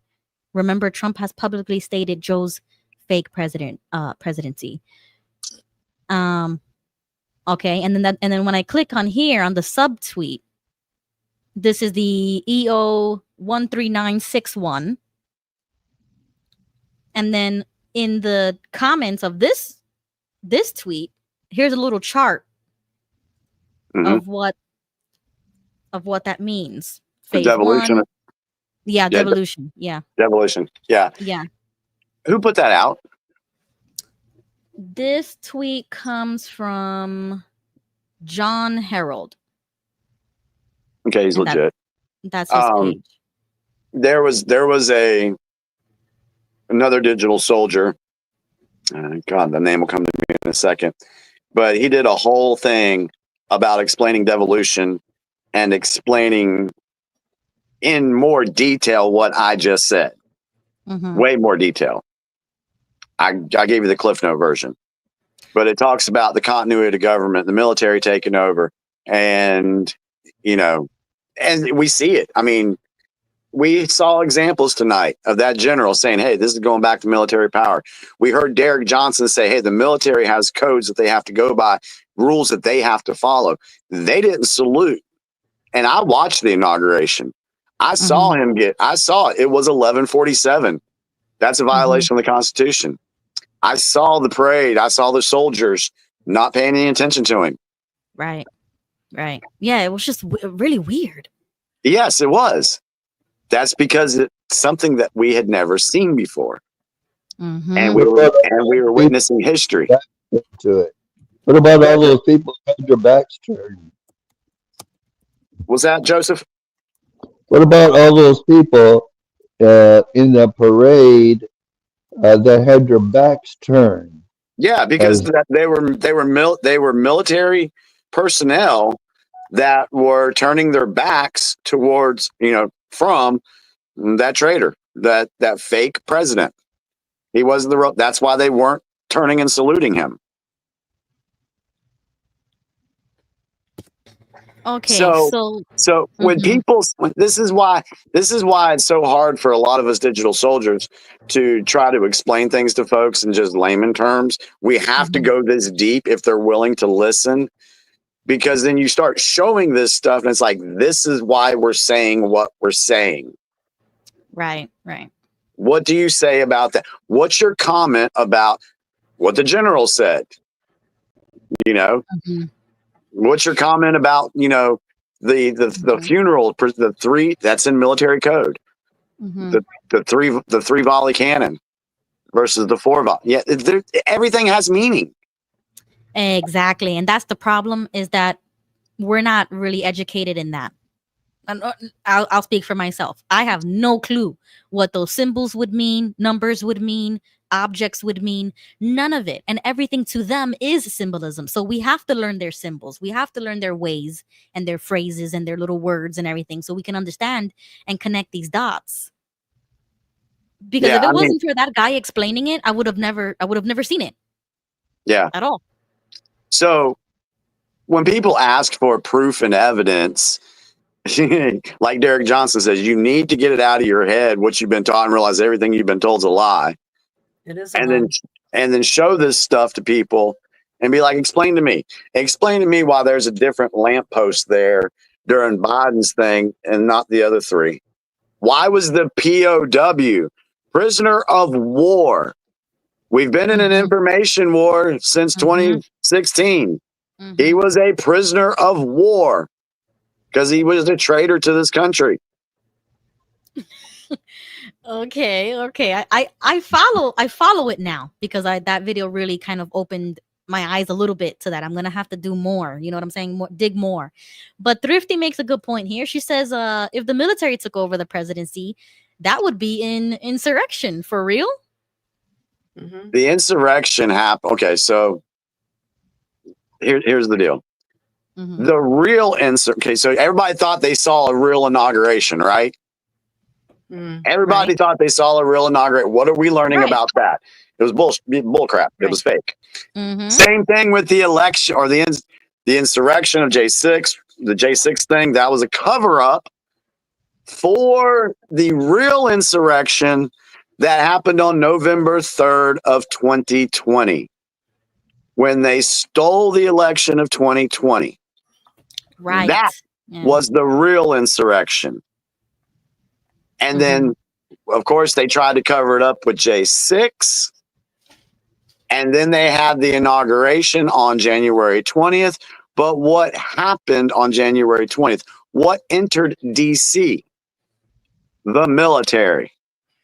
So Okay. after the insurrection was performed by the establishment, yes, then that's when the military comes in and takes over. That's what happened. Okay. Jesse in the comments says, I love Jimmy, but no one has ever been more wrong than ever. And that made me chuckle. All I got to say is tell me where I'm wrong. Show me, explain to me take the evidence that I just showed you and explain it to me. Right. What And you see. Right. Because that's all we're looking for. We're just looking for an explanation of what we saw there. You know what I'm saying? I am too. I am not believing 100% of everything that I'm hearing, but I'm looking for any explanation that can at least make a little bit of sense, so we can see where we're going, because I don't want to be blindsided. Hopefully I'm not blindsided when something pops off and they use a scare tactic or something like the assassination attempt, where people start going crazy. And even with that one, I don't think that was real either, but that's another. What did I tell you when that popped off? What did I tell you? Yeah, not like, yeah, I that it said wasn't even him. Yeah. It was staged. It was staged. Right. And then I started seeing how that may be true, because I was like, ain't no way. Just like, it doesn't make any sense. Here's a question.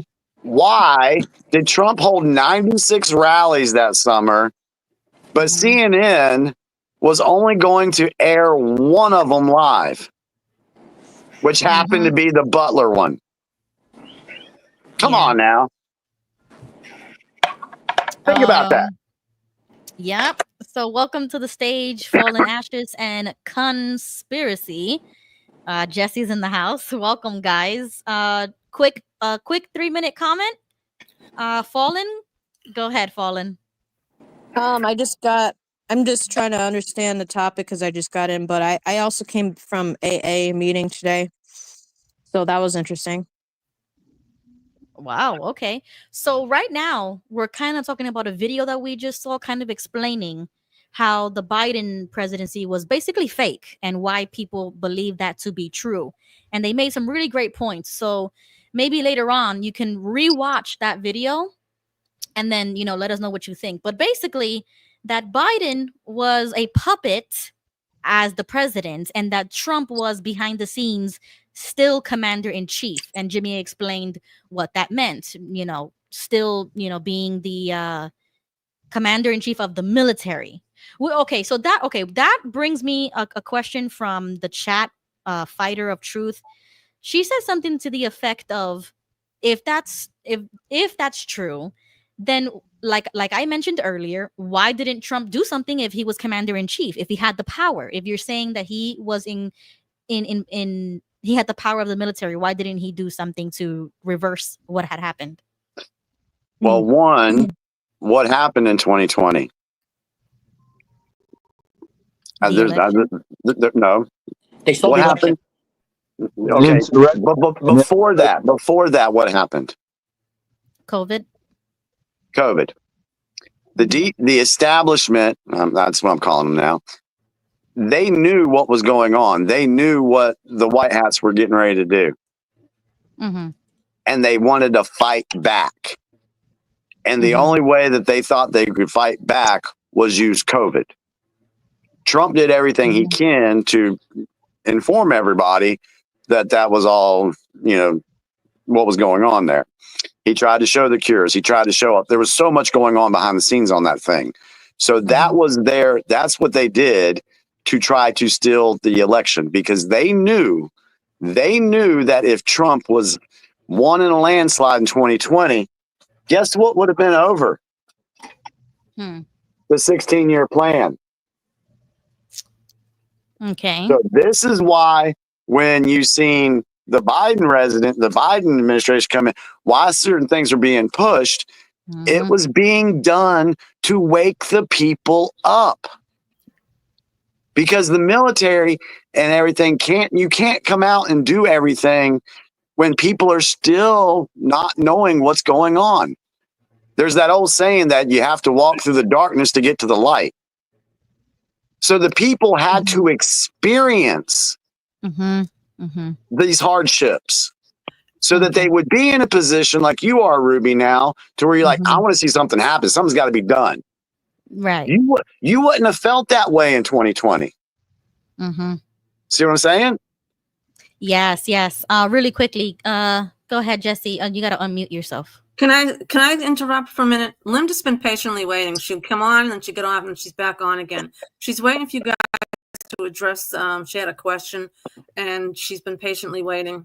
Yeah, Jesse joined first, so we're gonna let. No, Jesse... Linda was on a couple of seconds ago and she got off because nobody was. I didn't even see her pop on anything, so she's back no. on. I didn't see her pop on Let her either. go. Yes, I want to hear too.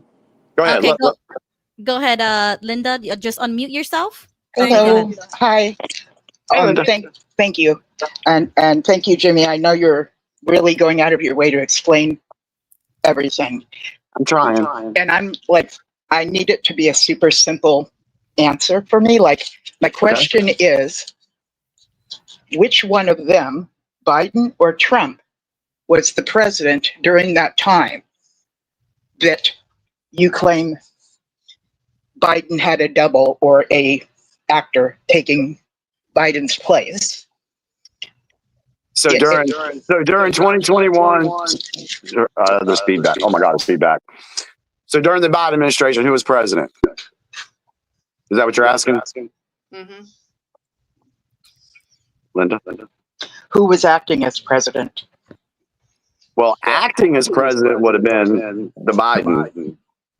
All right. But Trump was controlling the military. And so they had to play it in a way to where the Biden puppet wouldn't, it could do, they could show what was going on, what the deep state plan was, but they could limit how many people would be casualties. Does that make sense? Let me repeat it back to you so I make sure I understand. So Trump was commander in chief of the service or the army and of the military, yes. Military. And then Biden was his actor was taking the position in the White House as president. Did I understand you correctly? Correct. Okay. Thank you. That's what I wanted to know. But Jesse says no. Jesse says no. So I want to hear Jesse's opinion. What happened, Jesse? Why are you saying no? And we got some mad feedback too. So I don't know where the feedback's coming from. I disagree, but Trump has never had control of the military, the deep state. And I'm coming from you from a Jehovah's Witness angle. Follow me on this. We studied the beast throughout history represent nations, the nation states. And in the Revelation, it also talks about the image of the beast. And that's what we're having right now. We're having NGOs. For example, we just saw it with our own eyes. The United States or NATO or its partners or images of the beast doing war with the beast, Russia, when they bombed inside Russia without Donald Trump knowing. We saw it with our own eyes. Donald Trump is advocating for peace, and yet NATO or some other countries, it wasn't the Ukraine, it was such a sophisticated operation. There had to have been bigger powers involved. I don't know who it was. I don't control. What I would suggest to you is that Trump has never had control of the military. Nobody's obeying. I'll disagree with that 100%. Nobody. Even in the border, they're disobeying President Trump. Oh, hold on. Disobeying him. Hold on a second, Jesse. Hold on. I cannot believe what you're saying. We're seeing it with our own eyes. What was the percentage of Border Patrol agents supporting Donald Trump's election? It doesn't matter. Mayorkas have them in by the balls. No. Okay, to answer your question, it does matter. It does matter because you're saying that Trump doesn't have the support of Border Patrol or the military. That's what you're saying. Okay. So what was the percentage of Border Patrol agents voting for Trump in 2020? Probably, I would guess, from my experience, 80%. Yeah, it was high. So that would show that he's being supported by the Border Patrol. But they weren't Border Patrol. They were men who didn't do their job. They abdicated their responsibility. These are men who kept their job. If I was a Border Patrol agent and I let illegal aliens in my house, I just live a couple minutes away from the border. If I would have done that, I would have quit my job with extreme prejudice. Again, we have to go back into the thing of where there was people in the Border Patrol agency that were being paid to do the deeds of the establishment and let these people come. That's why there's been some people that have been let go. The entire department was on the pay. The entire department was on the payroll. I don't put, I wouldn't say the entire department. Country for a paycheck, Jimmy. Not everybody. Everybody who allowed illegal aliens in and cartels and everybody who allowed yes, but what I'm saying as a whole, there's the whole 100% of the Border Patrol is not in cahoots with the establishment. It was during the Joe Biden administration. I disagree. It's a valid point though, because this is a good question. We saw it with our own eyes. Yeah, exactly. Rosie says, if Trump was commander of the military, then who is responsible for the bad pullout of Afghanistan? That's a valid question too. That's a good one. That's a very good question. Very good question. That's a valid question, but like we said, with that withdrawal, it was done under the guise of the Biden presidency, correct? Yes. Yes. Can I add on to what Jesse was saying? Do you win? I want to back up what Jesse was saying. Show. I gotta go feed the grandkids. You guys are rocking. Is it this time? But nobody loves you more. You're hitting so many things I agree with. And Gigi, you're always on fire. En fuego in Spanish. Thank you. But I wanted to. You got a second? Wait a minute. Don't go. Oh, I'm sorry. Germany and Britain are behind the Operation Spiderweb. It's been in the making for a year, so you're correct. And the two scumbags Lindsey Graham and Blumenthal went behind Trump's back, and Trump had no clue. They went to Ukraine and made a deal with Zelensky. So you're absolutely correct, Jesse, on those two. It was Germany and Britain. It's called Operation Spiderweb. And Germany just is sending over missiles to support the Ukrainian war. So I just wanted to support Jesse in his comment. But you know what, Jimmy, everything you say is true, but it's almost like we live in a mirror state. Mm-hmm. We have our government, and then we have a government who's acting rogue. So I kind of disagree with you as a conservative Republican, but I do agree with the premise that we're living in a shadow state. So you see the president, and then people disobey him. You see the judges who live in a judicial branch usurping the executive branch. Yes, that's because these people have been caught in traps and they're being exposed for what they've been doing. And they're being exposed for continually supporting the deep state or establishment agenda. That's why when I tell people that this is a war, the only thing that people think about, most people, they think about bombs flying and missiles flying and everything being destroyed. That's what they think about. Correct.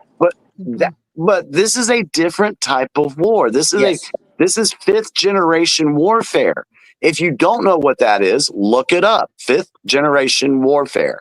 Me and Gilbert think it's a spiritual war, and that's how we always. I agree with that too, but I don't agree with. Satan runs the show.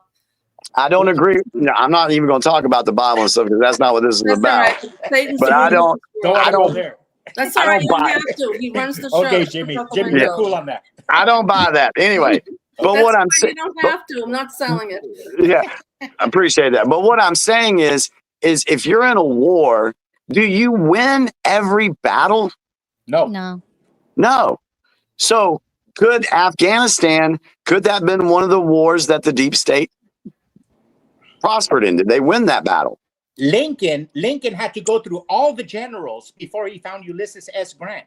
Exactly. He had to go, and that's exactly what Trump has done.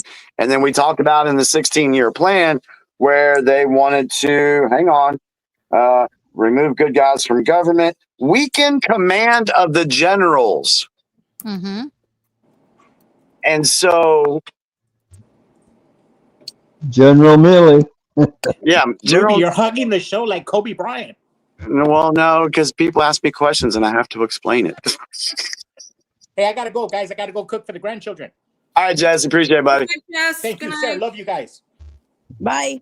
Good night. Bye. This is Okay, 11:48. sorry, my computer just glitched a little bit with that. Yeah, it did. Okay, I was trying to put a different background. Okay, there we go. Is everybody back on here? I think everybody's back on. But it's very interesting. I have another question when my turn comes up. Go ahead. Okay. I do recall you saying during that time frame that Biden is in Guantanamo Bay. Remember that? Remember you saying that, Jimmy? Yeah. Okay, so I've since learned that American citizens do not get sent to Guantanamo Bay, but I'm sure that if everything's all nefarious, they'll just do what they do. But that's just something I've since learned. Just thought I'd bring it up. Yeah, if you committed to the, I guess the feedback's coming from Linda because I hear myself talking. If you've committed treason, you've become an enemy of the state. You become a prisoner. You're a treacherous person to the United States Constitution. Who has to uphold that? Military. Yeah. And so if he committed treason, he's foregone his rights as a citizen and now has become a prisoner of war. And the military can do what they want with that person. After trials and all that stuff. But yeah. Okay. Interesting answer. That does make sense. Thank you. You're welcome. Okay, so yeah, I agree with both of you guys actually, because I do think that Biden was actually the president and that all of those failures are on him and his administration. I don't think that Trump was near any of it or that he didn't want to give up power or whatever, and he was just confident that he would come back. Like I was always confident that Trump was also confident that he would come back and he would fix things. But I do think everything is on Biden. All of those failures are on him, whether he's alive or not. Maybe it was an actor, but it's still his name, his administration, his failures. Let me ask you, let me preface that a little bit. All of it was on Biden. Okay. That's what you believe. Okay. Mm-hmm. What if we find out that the people the people responsible for doing all those things under the name of Biden were using the auto pen to push the agenda, and Biden had nothing to do with it? I believe that. So we could say that it was the establishment behind the scenes That running used all him. that and using him. Yeah, they used him. Yeah, I believe it. I believe they used him. He probably wasn't all there mentally, but they used him. I'm just trying to separate the Biden and the establishment. I'm just trying to separate those so people can see really who was the ones doing pulling strings.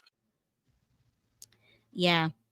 So yeah, it's a lot to think about, but regardless of who believes what, is still an issue. It's a problem and it's an issue, and the whole election was problematic. Like it was really disgusting and frustrating and angering to see that it was being stolen right in front of us. Whether you believe that or not, it was just too many instances in different states. It wasn't just one state, in different states where they were putting cardboards. You couldn't see what they were doing. The COVID forced the mail-in ballots. That was wrong. You know what I'm saying? Like there was lots of laws that were being broken, and it was just such a sham. It was a hot mess. It was a hot mess, and I felt like they were just, like let's just get married, forget about the wedding. Like it just felt like in shambles, and it felt like no planning, no like if it was fake. That's how it felt. I tell you what, the children that go to high school in the 40s and 50s and 60s, when they're studying the history of 2020, Exactly. Yeah. it's gonna blow, because by that time, all this information will be out. Everybody will know, exactly what had happened. Yeah, just like now we know what happened with JFK, but this is like 70 something years later. I would like to add something about the election when that happened. I actually messed up on my thing to turn in. So there's a number to call.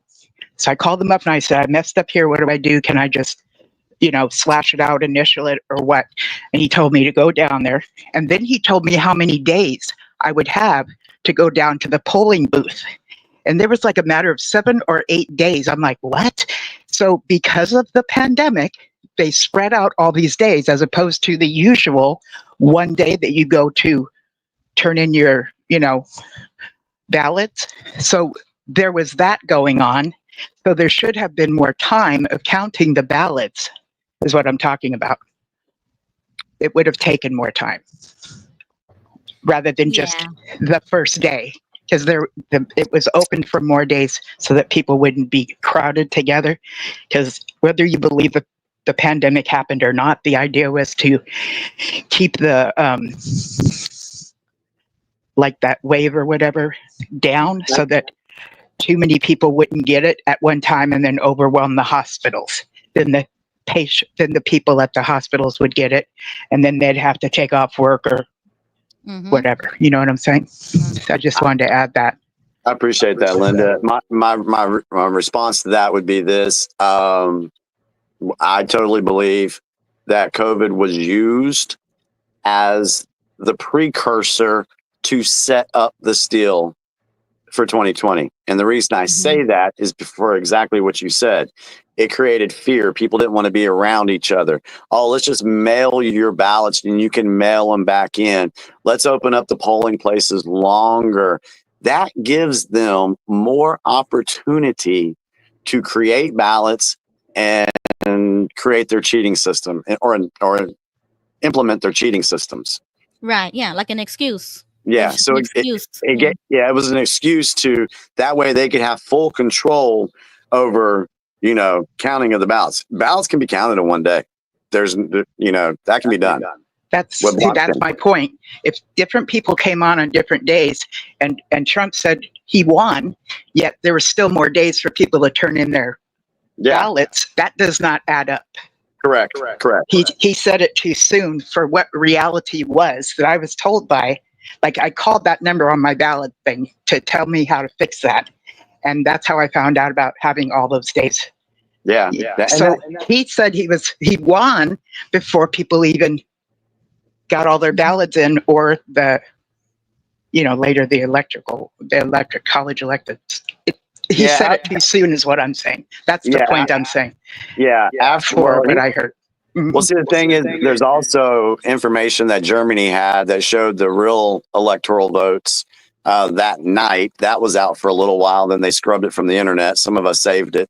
How does that, I'm sorry to interrupt again, but how does that electoral college vote have anything to do with that day of election when this happens on January 6th? I'm kind of confused with. I would just, you know what I'm saying? I would say in that situation, there's feedback. Go research the Electoral College and go look at why it was put into place, what it was designed for. Try to maybe go to PragerU. They're usually pretty good with constitutional stuff. PragerU is really good. See if they've got something on the Electoral College. I'm sure they do. But learn why it's important to have the Electoral College. Yeah. Okay, so really quickly, moving on to a different subject, some of the videos that I haven't shown before, and this is in connection because Jimmy says, I mentioned, does anybody know about the Colorado terrorist attack? I guess that's okay. So Yeah. Gigi, so that really happened recently, right? So I told Jimmy, we got to talk about that. That's crazy, right? And he said, well, I mean, I don't really pay attention to that kind of stuff anymore because those are false flags, right? And that's not the first time, we hear that. But it's still, for me, it's still important to talk about because it's not just the fact that it is a false flag or a psyop, whatever you want to describe it as. I think it's a bigger problem than even that. Oh, yeah. It's deeper. Yeah, it's deeper. It's even more important than just a false flag because this man, come to find out, that he was allegedly an illegal immigrant himself from Egypt or something, right? Yep. Is that correct? Yep. Egypt. Yep. So, like, what the heck? So, another illegal comes into this country, starts burning people alive, literally, because they were protesting about something. I mean, let me ask you this: you say about deeper. Mm-hmm. Let's look at the government right now as we see it. These representatives, and who are the ones that are defending illegal immigration? The left wing. All the crazy lefties. And now you see something like this happen. I dare say they're wanting a process to happen before they're sent away. They're wanting the due process, and they're claiming, as a left-wing person myself, that we believe anybody, not only citizens, but anybody, deserves the due process. Yeah, that's what's happening, rather than they don't want illegal aliens being sent back, but they want the due process first. They expect it to be done in that way. The arrests that are going on in Massachusetts, most of them are criminals, rapists, child abductors. You can say all of that, and it may be true, but the fact is, what the left wing is fighting for is for each and every one to get due process. The person that murdered my friend when I was 16 was William Bonin. He was the freeway killer of LA. His ass got due process. He was a terrible person. He had a terrible childhood. It doesn't matter the criminal activity you do. It's anyone is supposed to get the due process. That's the argument from the left. It is not, I repeat, it is not a message of we want all the illegals to stay. Please do not represent us that way. Okay, that's just not the case. No, we just want people to come in here legally. Is what many of them have started to do everything legally, and in the middle of the process at this time, in the middle of the process for many of them now, it has been like they can't go any further. So now they're not like however far they've gotten, that's now ex-made, and now they're it doesn't count for anything. So now they're definitely illegal aliens. So ICE is going to be picking them up shortly. So there is some sabotage going on there. I have two questions for you, Linda. Yes. When someone crosses the border illegally here into the United States, is that a violation of the Constitution and breaking the law? From what I understand, yes. And when they get over the border, and they are usually, oh, I don't get to add anymore. Okay, no more clarity. Go ahead. Go ahead. I was going to ask you the second question to follow up. But so from what I yeah. understand, okay, I thought you were giving me the. I'll wait for you. Yeah, hang on a second. So there's feedback. That's why there's a delay or something, or what's going on there. I'm sorry. So yes, it's illegal to cross the border according to the Constitution. According to the Constitution, who are the only people that are allowed due process? Anyone on this land. No. Is what I'm coming. Is where I'm coming from. That's the claim that's being stated. It's not saying only American citizens get to have due process, and those that are not American citizens don't get due process. That's what we're arguing against. It's that we're claiming that what's in writing is that anyone who is here deserves the due process. That might be what our disagreement might be standing as. Because if you break the law, and that's already, you're breaking the law, that you should be punished for that. And you are not, the Constitution is set for who and by who? By the United States citizens to the government. We, the citizens, are telling the government, hey, this is what, you guys can and can't do. So the due process applies to the citizen of the United States, not anybody that's broke the law coming across the border. That's where I'm in disagreement. And dehydrated nurse, you may have explained it to me. I'm still not getting it. I've expressed many times I have learning disabilities, and it takes me a while to get something, but I'm not totally discounting it. I'm just saying that this is a position I'm coming from. This is how I understand it now. You might explain it to me 3-4 times, and I might not get it until the 5th time. So saying you've already explained it to me, and I'm just like, I know you have, but I'm not getting it. Okay. I'm not trying to not get it. I'm just not getting it. Okay. That's fair. It's a lot to take in. Anyways, I'm gonna mute. Okay. But I think I do understand where Linda's coming from, because let's say, for example, an illegal commits a crime here. Do they get that due process to go to court and get a sentencing and then get deported, or do they just get deported? Do you know what's happening right now with some of the state? I think it was in California. There's a law that if the prosecution seeks judgment against an illegal alien, illegal immigrant, then at that point, yes, they would get due process because now it's in the court system. What's happening, though, some of these prosecutors are refusing to take the cases, which means if they're refusing to take the case, that person walks out. Guess who's waiting for them? ICE. That's happening right now. It is, unfortunately. Yeah. And so ICE is getting them because the prosecution says we're not going to take the case, which means if they're not taking the case, then they're not getting due process, which according to the Constitution that the judges keep violating, it's supposed to be what the judges are drop the case, let ICE take them, send them back. And in some cases, some of them aren't showing up on their court dates either. So, it's a difficult subject, really. Okay, so that's one example, right? One that actually commits a crime. What if they never committed a crime? The only crime was that they crossed the border. Do they get the due process, or do they just get sent back? I don't know.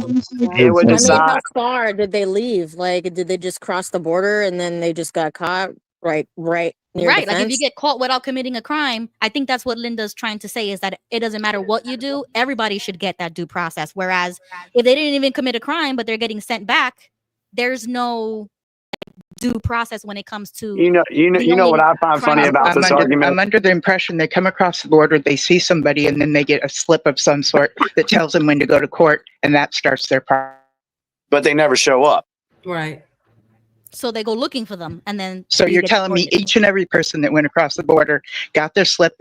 This is the way you can become a citizen, and they never show up.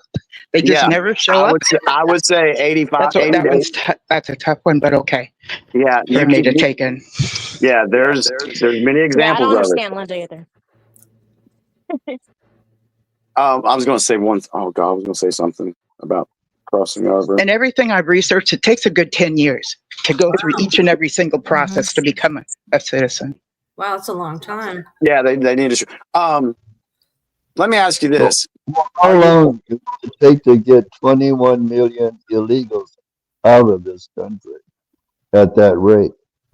Yeah. Why did he might need to hire some more immigration judges and people to handle that load? Why weren't these people vetted? Why wasn't the process to get into the United States? Why was it so easy for them to do that, but so difficult to make them leave, or to get them to leave? Why was that? I don't know I haven't been at any of their desks or offices to know what they do. I couldn't tell you. So it kind of goes a little bit deeper, Linda, because we know that they use the illegal immigrant vote. They use that in their system. That's part of their cheating system. So they wanted to flood the country. This is what they're doing in England. This is what they're doing in Germany. They're flooding these countries to try, and that's where maybe next week this falls right into the color revolution. We need to talk about what the color revolution is, because it's what's happened here. So they want all these people in, but they want to make it difficult to get them out. Yeah, that sucks. I don't like that. Jimmy, did you hear that in the Netherlands today, the government failed because of illegal immigration? Yeah. And do you know that there's illegal, and I heard this on the Right Report today, and it was up in New York. You guys can look it up. A 24-year-old illegal immigrant enrolled in a high school to pretend like he was 16 years old. Oh, what? Yeah. I saw that too. Wow. So that's incredible because he's 24. He must look young. So get this. Remember when Tom Hooman was talking with Martha Raddatz, and she says, "What are you going to take ICE and take them into schools?" And he said, "If need be, would you not say that a 24-year, and it's not just a one-off event. They are going into our, and they weren't vetted. We don't know who these people are. And now they're in a school where children are. How do we know that they're not a child rapist? Yeah, we don't know. Oh, that's a very good question. They didn't get vetted. And I've heard rumors, and I'm not accusing, I've heard rumors that ICE is in fact like the Proud Boys. Can anybody confirm that? I don't know. I have not found anything to confirm this. Yeah. But they were all masked up, and and another thing that bothers me about that, if people with no identification can show up masked and everything, no identification showing these people, and they take them away, put them in another car that has no identification, why the F can't anybody else do this and the world be so desensitized to where it's okay? Like copycatters, you know what I'm saying? I'm furious about that. I'm absolutely furious about that. During COVID, they weren't even vetted, medically. Yeah. Allowed certain diseases to come into the country too. I get that, Linda. She wants everybody to be treated fairly, and I get that and all that. And I respect that. But this is a deeper issue than just what you're seeing on the surface. It goes deeper into, using up all the resources, harming and bankrupting cities, failed cities, to eventually get to a failed state, which would eventually get to a failed country. And you weaken the country by using all its resources on illegals. Which is what Joseph was just talking about, yes? So it's just, it goes deeper. Okay, thank you. You can just get legal, just my mom is an immigrant, so she's legal, I mean, what's the problem? Just, Well, that legal immigration, I don't have a problem with. No, I don't Right. either.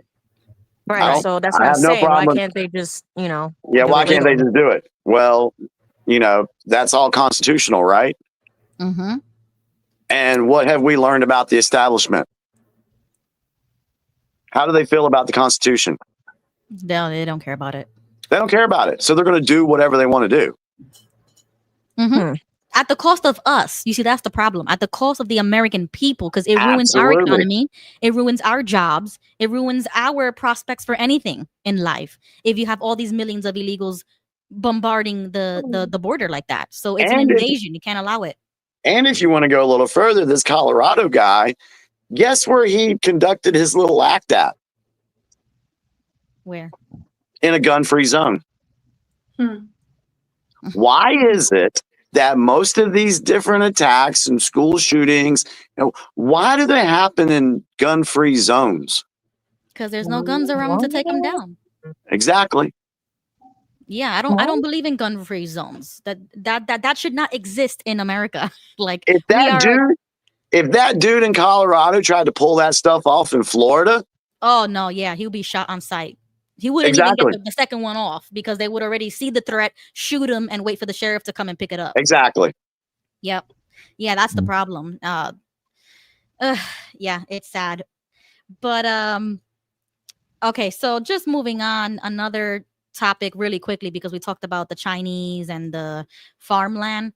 So I saw this recently that Arkansas is the first state in the nation to force a Chinese state-owned company to give up its American land. Good. And that's why I mentioned it earlier, because I was like, I shouldn't be seeing a headline like that. Like, why were they even allowed to buy it in the first place? You see what I'm saying, Jimmy? This is what gets me upset, is that we should be on the offense. We shouldn't always be on the defense. Why was it even allowed to in the first place? That's me. I get it. It just goes back Is not Trump buying land all over this world and putting in, golf places all over the different countries and stuff? As a developer and a businessman, yes, he was. But he wasn't a government. He's not a government. So this person that's the Chinese business. It's the Chinese government that's purchasing land, especially farmland. Okay, independent is different than the government. It's farmland that they bought up a long time ago, and Sarah Huckabee is getting rid of them out of her state so the farmers could get back to work. Yeah. Thank you. You're welcome. Yeah, that's the problem. That's what's problematic. And Bill Gates purposely bought a lot of our farmland too, so he can slaughter a lot of our cattle. So we won't eat meat anymore. Exactly. Why is he buying farmland? Like there should be some type of, I mean, I don't want to say regulations because I don't like the federal government like that to be getting into states' business, but there should be at least a investable interest or something, for somebody who wants to buy it, there should be a reason why they want to, like a questionnaire or something, like, okay, what do you plan on doing with this land? And then give a business plan or something. Like, you can't even get a business loan with any less than that. You know what I'm saying? But then they just let another country just purchase farmland for the fun of it. Like, I don't agree with it. It's very fishy, in my opinion. Okay, so now on the flip side, Jimmy, have you ever seen what the experience is like to cross to the Canadian border, like the US, the US to Canada? Because this woman, she posted this video, right, that we're gonna watch, and I don't know. Let's just watch it, and then you give me your thoughts about what it's like to pass the Canadian border. Hello. How many dogs? 2 dogs. Where do you live? In Washington. Big state. Puyallup. Where are you headed now? Anchorage, Alaska. What's taking you up there? I have a summer job at a campground. What were you doing for work down here? My last job was in Texas. I work seasonally. I was working as a gate guard in Texas. Has anyone else stayed in the trailer with you in the last couple months? No. So you're aware of everything inside. Everything Yes. belongs to you. Mm-hmm. Both dogs are up to date on everything. Yes. Any fresh fruit, vegetables, raw meat. No. Any alcohol, tobacco, cannabis. I have one Smirnoff. Okay. Like a Been to can. Canada before? I just took a cruise and we stopped in Victoria, but other than that, no. And is this the first summer going up to Alaska, or you've done that before? I was stationed there years ago, but I haven't been back there since 2012. How many days do you figure to get through? I think 8. I don't like to drive more than like 300 miles a day, so. Yeah, fair enough. What's the first stop today? Cache Creek area? Firearms or weapons? No. Pepper spray, taser? I have bear spray. Bear spray is okay. Anything else for wildlife protection? No. Do you have any handguns in Texas? I have handguns I left with my friend in Roy. In Roy? Yeah. Where's that? It's like half an hour from Puyallup, kind of in the middle of nowhere. How did you guys discuss that? He has a safe and just said I could store them there, and he's probably going to ship them for me, depending on. Okay. Only How do you handguns, go? or was there like long guns as well? I have just 2 pistols. Okay. Yeah. Any chance of parts or pieces in either vehicle? No. Holsters, magazines, ammunition? No magazines or ammunition. I might have one like belly holster that I just didn't think to get rid of. Yeah, fair enough. You guys concealed carry them for Yes. what states? Washington and Florida. Okay. What's his name that has the guns? Jeremy, Did you Valley. guys talk about it through text or something like, hey, Jeremy? No, I was actually staying with him Okay. for about a month when I was back, and we were fixing up the trailer and the truck and everything. Okay. And then you just turn that time aside to do that? Yes. Yeah, I had. I was trying to bring them. I filled out the form, but the barrels are too short. I Okay, guess. so they would be prohibited, I guess? Yeah. Fair enough. Did you contact like the chief firearms officer to see the getting out, or you figured it I out had on your own? called and they sent me the right form and filled it out and sent it back, and then it said they were prohibited, so I did more research and saw that the barrels were too short, which I'm assuming is the reason. No? Well, so if you actually did some research, so I'm happy to hear that. Drive safe. Thank you so much. Wow. Uh-huh. So what are your thoughts about that, Jimmy? Okay, so one, the woman was very respectful. She knew everything. She had no problem answering the guy's questions. You could tell she was just truthful, and if more people would do that instead of, why you gotta ask me all these questions and blah blah blah blah blah. It's my okay. That was cool on her part. I liked the vetting process. I liked everything he was asking. There was nothing bad at all. And I imagine if that was happening at the border and these people were getting vetted the way she got vetted, that would have been awesome. So yeah, that was cool. Look up, when you go into other countries, try getting into North Korea, try getting into Germany, what happens to people who break the law and cross borders illegally. Look what those countries do Oh yeah. compared to what we've been doing, and tell me which is worse. I mean, so Those are totalitarian regimes. yeah. Try sneaking into Germany, Yeah, Russia, that's China. Nah, I'm good. Why are we the only country besides England, besides countries that are being controlled by NATO? Why are the NATO countries allowing their borders? Why is that happening? Yeah, I'm okay. So you see, I'm torn on this because I agree with what you just said, Jimmy. Right? I agree with that. It was great. Asking a million questions. That means a serious border to me. To me, they were serious about their border. They cared about it. Yeah. He was doing his job correctly. He was really doing his job, right? Yeah. But on the other side of me, I was like, you don't need to give that much information. Nobody needs to know where your guns are at. Like the very first question where she said, no, I don't have any guns or anything. That should be enough for you. And if you want to check the vehicle, but I'm not going to tell you where my stuff is. Well, it's Canada, so it's a different country that they play by different rules.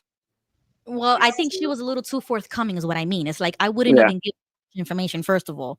And I guess that's just the Americana in me, because that's nobody's business. She just had nothing. I just felt like she had nothing to hide. No, it's good. It's great. But what I'm saying is, if you go to a different country and they are grilling you like that, right? And you're just a tourist, you're legal, you're not doing anything illegal, then why are they interrogating you as if she's, information that you don't need to know? Have you ever gone into another country and gone through immigration? No. So that's another thing, because now I'm realizing if it is indeed like that, I would never leave the United States of America. When we left another country. Yeah, when we left and we went to Japan, now I was young then and it was all military stuff, so I don't remember it too much. I know we had to wait in the airport for a long time. I do remember that. But I also traveled to Israel back in the late 90s. And oh my God, the immigration process, or not the immigration, but just the visa, what's it called? Passport. We go through all the passport stuff. Yeah. Mm-hmm. To do all that, wow, it's like jumping through hoops. And you're in a position to where you're like, holy shit, I better tell the truth. I'm not trying to hide anything. Whatever you want to know, I'm telling you. That's how it felt. What I liked about this video of for the Canada thing is that this didn't look like her first rodeo. Like she even sounded like she had done research and was more than willing to answer each and every question, no hesitation. And even though I couldn't hear each and every word that was said, she was ready for it and more than fine with answering anything he asked. And I thought, that was cool. Yeah. That's good on her part. That's great. But I was just thinking like, oof, this is way too much questioning. A lot of information that you don't need to know. Like I wouldn't be giving that much information. But then, you see how that's a surface level thing? Now let's go a little bit deeper.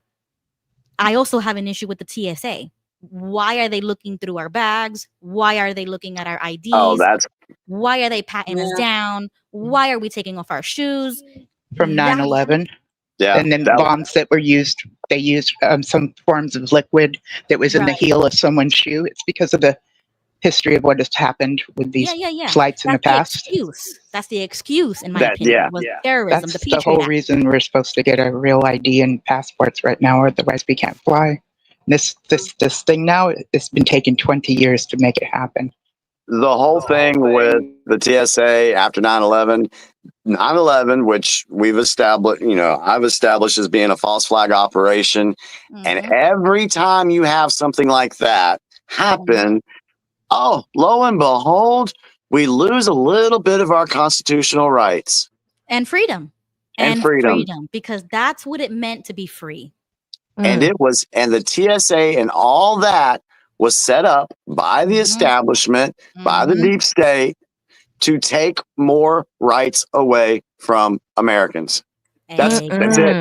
Bottom line. The federal government. That makes sense. Exactly. Yeah. The federal government and the Patriot Act, which was George Bush Jr. after 2001. These are excuses. So now look at how the this is good. Look at how the American citizen is being treated at TSA. Compare that to how an illegal coming across the border free and clear. Nothing happens. Yeah, nothing. Right. That's true. So who would want that to happen? Who would want to see the citizens suffering and allowing the illegals just to walk in? No checking their bags, no nothing, no vetting. No medical check to make sure no medical check. Going to a different country. None of it. And that's why if I can't even travel through states in the airplane like that, you would never catch me in another country. Like I would never even do it because I'm not going to play the game in my own country. Why am I going to play it over there? And that's why that's probably why I would never take an airplane ever again. Don't fly into Canada. Never. I would never. I would love to see these folks that are supporting illegal immigration or giving, whatever stance that may be. I'm trying to be sensitive, but compare that to how the American citizen is being treated through the TSA, through taxation, through medical tyranny, through all the stuff that the citizen goes through. Where's the outrage for the American citizen? And why is it always for somebody that's not an American citizen? Which is why I brought it up. Yeah, go ahead, Fallen. Yep. I just want to say, I've traveled and going to the Philippines with my family. We had our suitcases. So yeah, we went through TSA. They, pat us down and stuff. I mean, I feel like growing up, I'm used to it. I know that I'm not hiding anything that's bad. I'm a good person. So it's I just never really thought it was weird that they look through my stuff because I understand that there's some people that bring things to harm other people. But I guess for me, I didn't question, oh, why am I being patted like so much? And like, why are you looking through my stuff? I guess I felt like it was just normal. How old are you, Fallen? I mean, I hate to ask a woman that, but how young are you? It's okay. I'm 29. So 29. So you never got to experience what it was like flying before 2011 or 2001. 2001, right? You never I've never experienced. experienced what it was like to fly before 2001. Yeah. Okay. 2000. So for someone like me, you wouldn't have understood the right that was taken away from the American people and our freedom of travel. Oh, okay. I see what you're saying. Like, And so- like going through the airport without being patted down, like the freedom. You're too we go- young. Yeah, you're too young. So here's the point that I'm trying to make. Remember, I've told you guys that the deep state establishment, they've been playing a long game here, and they want people to forget what their rights were. Exactly. So I'm here trying to say, hey, we had rights before 2001. This is what they were. You guys don't have it. See, then once we die off, and maybe that age group didn't listen, and they just kept saying, oh, well, this is just normal. That is them being able to impose tyranny on people, baby steps at a time. So there'll be a freedom that you have. And if they were allowed to be in power, there's a freedom that you have right now that could be taken away. And then your 29-year-old friend in the future will be like, well, this is just normal. And yeah, it's not. And you don't know it because you're too young. And that's the problem. We're conditioned because we were born into it, thinking that that's normal when it's not. Exactly. And that's why I wanted to bring that up, and I wanted to show the video. That's how Canada does it. If anybody has ever taken an airplane, you already know how it is. And I remember when I used to travel a lot, I used to have a a Florida State ID with a North Carolina address. And they were like, how the heck did you get this? Like, they thought it was fake. And I was like, no, it's definitely real. I guess they just made a mistake because I just got replacement online. So I always got a second glance. But since I was a 17-year-old girl, they didn't think anything of it, and they would just let me go. And I used to always think, even when I was 17, I was like, wow. So just because I was a female, I was 17, I was little, I don't look like a threat. I don't look dangerous. A simple question was just like, okay, go ahead, you can go. But you did all that pat work. You made me take off all my stuff. But when something was legitimately weird, it was okay. You said, all right, go ahead. So I was like, no, this is it's fake to me. It's all fake. Wow. And I don't that's why I don't take planes anymore. I boycott everything I don't agree with. I will not spend $1 or a dime to do any of it. I will travel at my own free will, where I want to go, how I want to go. I will not be asking questions. Even taking guns across state lines. That's another issue. You can't do that. Why not? This is They the won't- country. They won't allow that in Massachusetts. You can't. Yeah, there's certain states that don't allow it. That's another problem for me. And and the states that don't allow it, who's running that government? I have no idea. We don't have a good governor in our state, so I don't know. It's either going to be a Democrat or a rhino. Exactly. And that's when I started noticing. That's when I started waking up to all of these things, because I had a problem with it, and I'm not even a gun owner yet. Like I was just flying for recreational things, and I had a problem with it. Imagine real people, real people that have a say in this country, and they're okay with it. Yeah, imagine if they were able to get away with getting the guns away from America. Let's say 5 years, hypothetically speaking, 5 years from now, they confiscate all the guns. Yup. And then our kids know nothing about the Second Amendment. They don't know why it's there, what it's for. And so they just think it's normal. No, exactly. Oh my God, that would be crazy. This is I mean, and you just look at the way they try to manipulate everybody's minds. They do it with Hollywood and desensitizing morals. What was scandalous on TV in the 60s was nothing in the 90s. It's nothing now. They've desensitized us to morals. They've desensitized us to our constitutional rights. Exactly. So, can we take it a few steps further? Why do we wear seatbelts? That's another law. I always talk about the speed limits. Wait. They bother Safety, me. I guess. Safety. Are you talking about the seatbelts in the back? I'm talking about seatbelts in general because back in the day, like my grandparents, they didn't even have seatbelts in the cars that they made back then.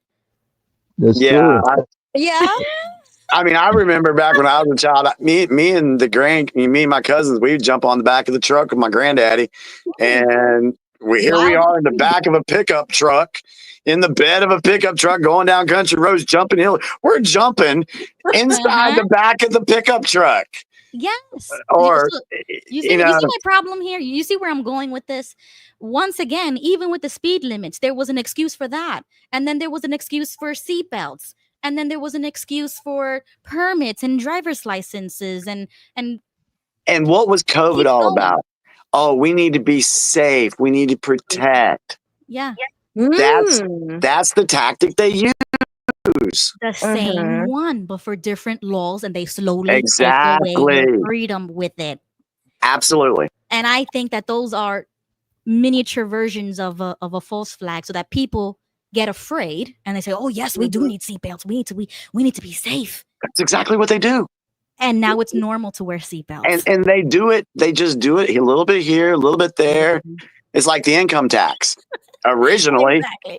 Yeah, this is funny. JG says, "Damn, girl, you're turning into a lawbreaker." But you see, they weren't laws back then about this. Exactly. They made those laws to control us and what we do, how we drive, a lot of things. And you see, this is why that's my version of Make America Great Again. That's my version. It's like literally going back to before all these laws were put in place to take away our freedom. But I have a question for you, Jimmy. Okay, I got a thought on that too. Go ahead with the thought, because my question might take us somewhere else. And we can take it even to another small. Think about, you got to have a license to go fishing. Yeah, no. Yeah, that's weird. A license to go fishing. Yep. I mean, you can get away with that first off. Well, yeah, you can get, but okay, so then you have to have a license to collect rainwater in certain places. Exactly. That's stupid. Excuse me? I'm not gonna even remember know this that. because if I have to survive, I will fucking survive. So I'm not sorry. I have to have a license to be able to have my squirrel and my possums. Get out. You guys are doing too much, all right? I'm leaving. I'm just saying, you got to have a license for all that stuff. Why? Money. Exactly. Look at that. Even the car seats. Rosie has a good point. Yep, the car seats. It's all an industry, and it is to make money, and it is control. There's a lot of things that are combined to take away our freedom, right? So, Jimmy, this was my question for you. We had a little debate, like me and my husband. We're talking about rights versus freedoms. Can you, in a nutshell, describe what the difference is between a freedom and a right? Like, what is a right? I think they can be used synonymous. And the reason I say that is because I have a right to bear arms. Okay. Or it could be a cause and effect thing. Because I have a right to bear arms, I have the freedom to do that. I have the right to be able to say whatever the hell I want to say, which gives me the freedom to do that. So I think they can be used, in my opinion, off the top of my head, I think they can be used as a cause and effect. Okay, really quickly, this is what the internet says. What is a right? A right is a legal, social, or ethical principle of freedom or entitlement that defines what is allowed or owned to individuals according to a legal system. Okay, so that's a right, right? Now I'm going to say, what is a freedom? So, Jimmy, before I give a definition, what is a freedom?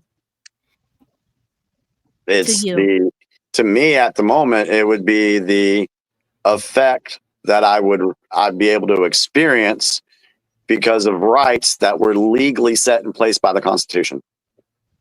Okay, so this says freedom is the power or right to act, speak, or think as one wants without hindrance or restraint. Yeah, I think it's a cause and effect thing. Okay, so that makes sense.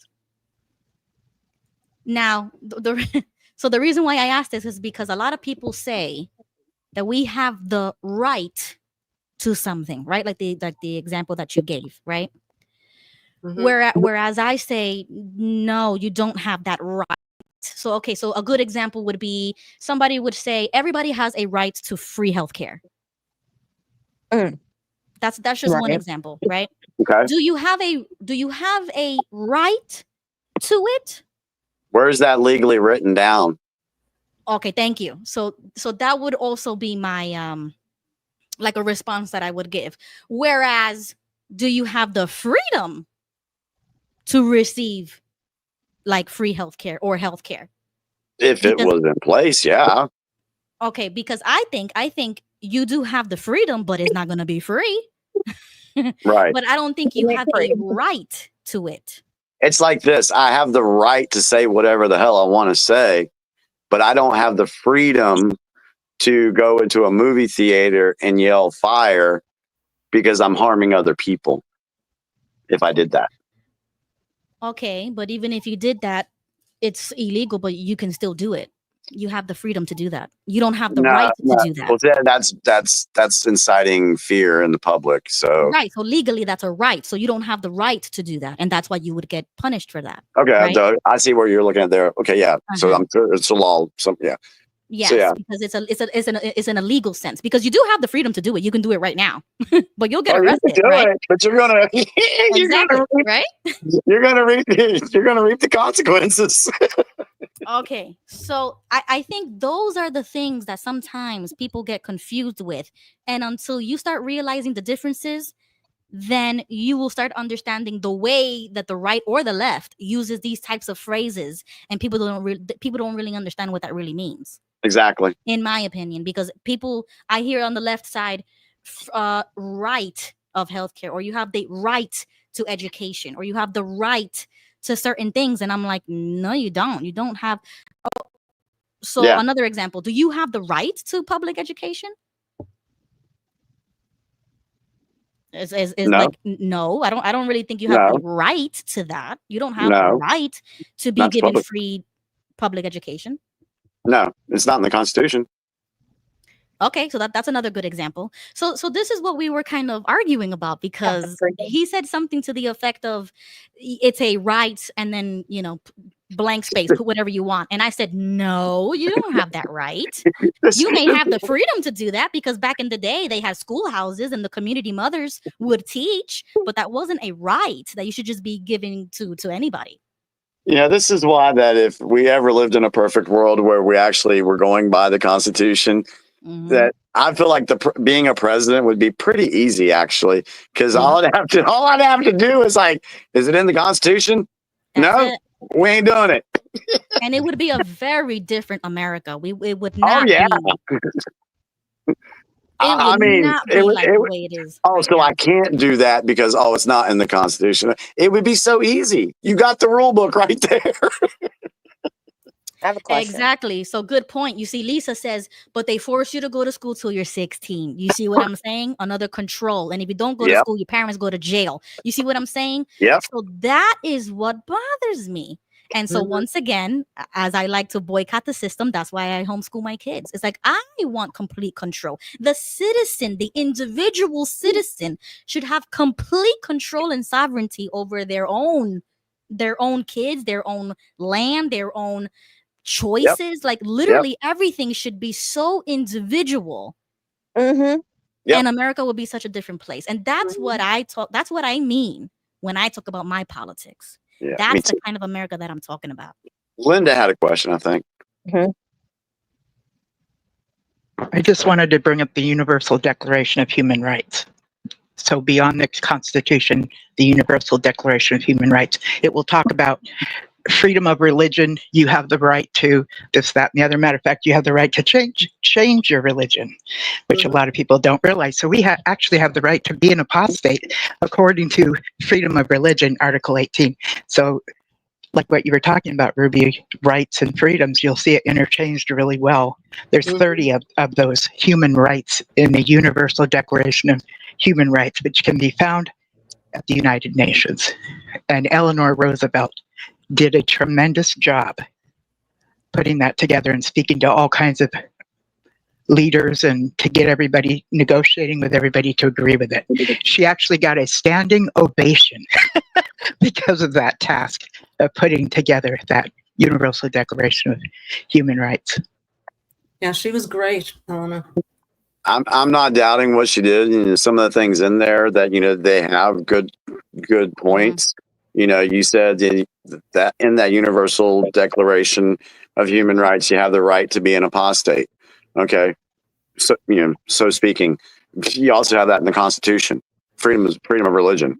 That's another point. Is I don't feel the need to have a universal declaration of rights that we already know we have, which is in the Constitution already. And here's the other thing that I'll point out there, because of the way that I feel about the establishment and different organizations like the World Economic Forum, the CDC, all these organizations, I feel the same way about the UN.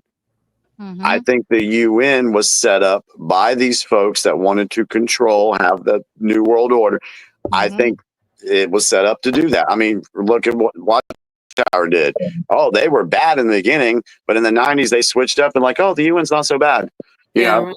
So they teamed up with them. And so anything that comes out of the UN, I look at it as being information coming out from the New World Order to try to impose. Some of the things that they'll say sound really good, but as an American citizen, I don't have to. I stick to the I'm not beholden to that. Yeah, I agree. I think that's just too bad, but your choice. I hear you. Yeah, no, I think that's also a control mechanism on a universal level is also to bring other countries into what we want them to agree to. So I would just deep state. That's the deep global state, the United Nations. Yep. And even the League Nations before it, that's about globalism. United Nations. We are a sovereign nation. We don't have to be a part of some global organization. Correct. I agree with that as well, because would one have to be part of a global organization to become knowledgeable of their human rights? I mean, there's 30 of them. Wouldn't you maybe like to see what they are? And I don't know. I've seen some of them. That's a good thing. I don't think of that. Maybe I'm misunderstanding. I don't know. I feel like it's getting poo-pooed on, and to me, it's just wow. When I grew up in this Watchtower, I had no clue I had any rights. When I grew up in this Watchtower, I didn't know what a boundary was. You know what I'm saying? So it's a huge thing for me. These 30 human rights that are, at the UN. But I hear what you're saying about, yes, the UN does have a lot wrong with it, but I think the human rights are a pretty awesome thing. But that's just my opinion, The only way for these people to gain control is to make what they're selling sound good and like it's going to help the people. I mean, you look what they did with CV. They told everybody, hey, put a mask on. It's going to save this. Oh, social distance, do this. None of it scientifically proven to be accurate or correct or worth a damn. Are you comparing that to the Universal Declaration of Human Rights? The point that I'm making is, there's feedback again, damn it.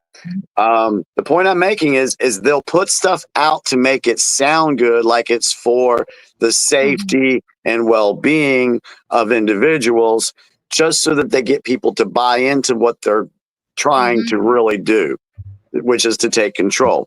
That's why kind of like a front to get you into something else that's nefarious. Yes. Watchtower told everybody, oh, you're going to live forever in paradise earth. Oh, you're going to see your dead loved ones. You're going to see all this great. Oh, that sounds great and wonderful. Let me do that. Yeah. Next thing you know, you're in an effing cult. Right. So this is kind of how I see it. Is like once you have to start adding to something that we already have, like the Constitution or the Bill of Rights that we already have, then there's an issue. You should be able to interpret what we already have and not even change that. I don't agree with like amending things or changing anything. You already have the Bill of Rights. You already have the Constitution. You don't need nothing else as an American. Now, when you're talking about the world, when I like heard about the, how she just described, how you just described, Linda, the universal human rights, in my mind, that's another controlling mechanism to control other countries and what we want them to accept as rights. So, for example, there may be countries that don't allow women to drive, or they have like religious laws or something like that, like Middle Eastern laws. And now we're telling them what to do. We're telling them to change their laws, or to do something that goes against their culture or their religion or their Right. way of controlling their country. Correct. That's how I see it. It's like, no, we shouldn't be telling That's them why what I to do. mentioned that she went to all of these countries to talk to the leaders and negotiated with them. It wasn't her sitting there and deciding how all these other countries should behave and act. She actually negotiated with, and that was like in the 40s too. So a lot of things have changed. I'm sorry, Joseph. What did you say?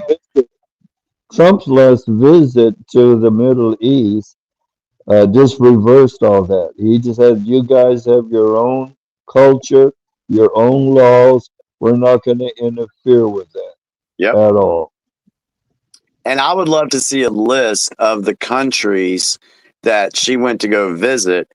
And I would like to match that up with countries that are part of NATO, part of the EU, part of a,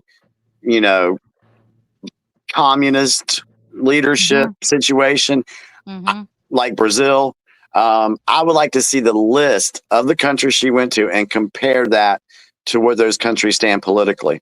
Yeah, that's really interesting, because even if she did do that, right? Let's say she had good intentions, even if that were true, she is representing America, right? We are kind of like the bully of the world, in my opinion. So even if they didn't want to agree, but they kind of felt pressure to do it anyways, that's coercion in my opinion. And maybe, let's say, for example, what if a country didn't want to do it, but then they would look bad around the world for not doing something as good as, she's presenting the like universal human rights. That would look bad on them, and they probably just did it to look good. That doesn't mean that they're actually doing it. So you see how like my brain kind of goes down every little rabbit hole. Well, and then you look at the money. You always go back to the money. Were these countries being bribed to get involved with the UN? Were they promised stuff monetarily? Maybe. Yeah, and then there's a lot of stuff. Okay, you give me $100 billion and I will go out and publicly say the UN is the greatest organization in the world and we're glad we're a part of it. Right. Endorsing it. Yeah, endorsing it. And I'm not even endorsing the UN. I'm simply endorsing the Universal Declaration of Human Rights. Just that on its own. I get that. Yeah. And you got to understand, Eleanor Roosevelt, that was a different time era. Things were different back then. It's not corrupt and rotten like it is today. And the UN was set up as a peacekeeping organization back then. I mean, they had... Were they? Allegedly. Allegedly. Back then, yeah. Today is a different story. I mean, Very true. Very true. Bad and rotten. I was born in 1950. Things were different. Families were, we had a family unit. Everyone went to church. Things were a lot different than they are today. Society was different, but I think the deep state was still in full force back then. Society, generations. When I was growing up, things were different. We had values, morals, and we didn't have to lock our doors. We could stay out late at night. We didn't have to worry about a lot of pedophiles that you have to deal with. Crime wasn't that high when I was growing up. Today, it's a whole different world today. And yes, that's true. So, back then, I'm inspired to do the studies and be able to teach on that whole Eleanor thing, what you guys are talking about. Now I'm inspired. Thank you. Because I do want to dig deeper than I already know. I loved Eleanor Roosevelt. I thought she was a wonderful woman.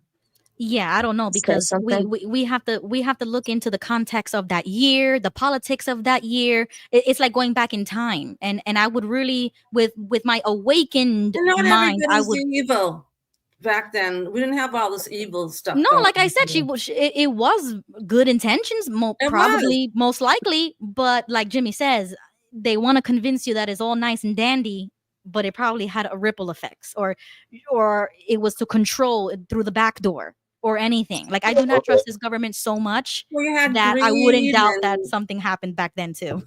yeah, a lot of greed kicked in and evilness and power and people wanting to control you today. We didn't have a lot of that when I was younger. And I think what folks are starting to realize is they're starting to understand the playbook of what these people do to take over nations, take over, just take over in general. And if you look back in history, you can, and that's why they say history repeats itself, because they're repeating their plans over and over again as generations go on. They were in it for the long haul. That's why Fallen said, "Hey, I just thought this was normal, getting pat down."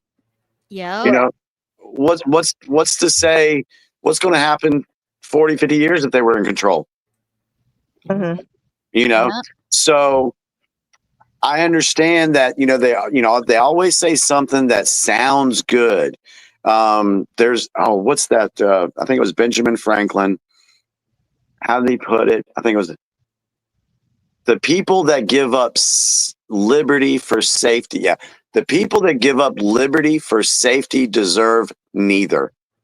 Yeah, it's true. Yeah. How does that fall into human rights? Because if I'm giving up my liberty and freedom to do something that's not listed there, but it's listed in the Constitution, then I have a problem with it. Like Well, if you join some outside organization, you automatically are giving up some of your rights to be a member of that organization. Take, for instance, EU. When the EU was established, every Western European country had to give up their money. And it was controlled by the oligarchs or the elites in Belgium. And what happened? Germany lost a lot of its wealth because other nations spent their money because it was issued out by the heads of the EU. Correct. And a lot of countries used that money foolishly and went bankrupt. One in question, Greece. I would like to ask Linda this question. Can you find for me in that 30 things that you mentioned that's not already in the United States Constitution? And the reason I'll do my homework on that. Yeah. The reason I ask that is because me and Ruby have both said we just follow the Constitution. So if those rights are in that UN and they're already in the Constitution, then we would support whatever those rights were. Well, we have inalienable. Okay. Is that fair? Sure. That sounds like a good thing of research to do. I'm looking forward to it. Yeah. Well, we do have inalienable rights. That's another topic. We're gonna have to do that next week because it's almost already 1 a.m. Well, let me say something. Thank you, Joseph, for bringing that up. Something? Go ahead, Fallen. Go ahead. I want to say about how Jimmy mentioned about like our safety and like affecting our freedom, basically. Like, 'cause that's the whole point of what I understood when I was going through the airplanes is that it was our safety because of ever since what happened in 2001.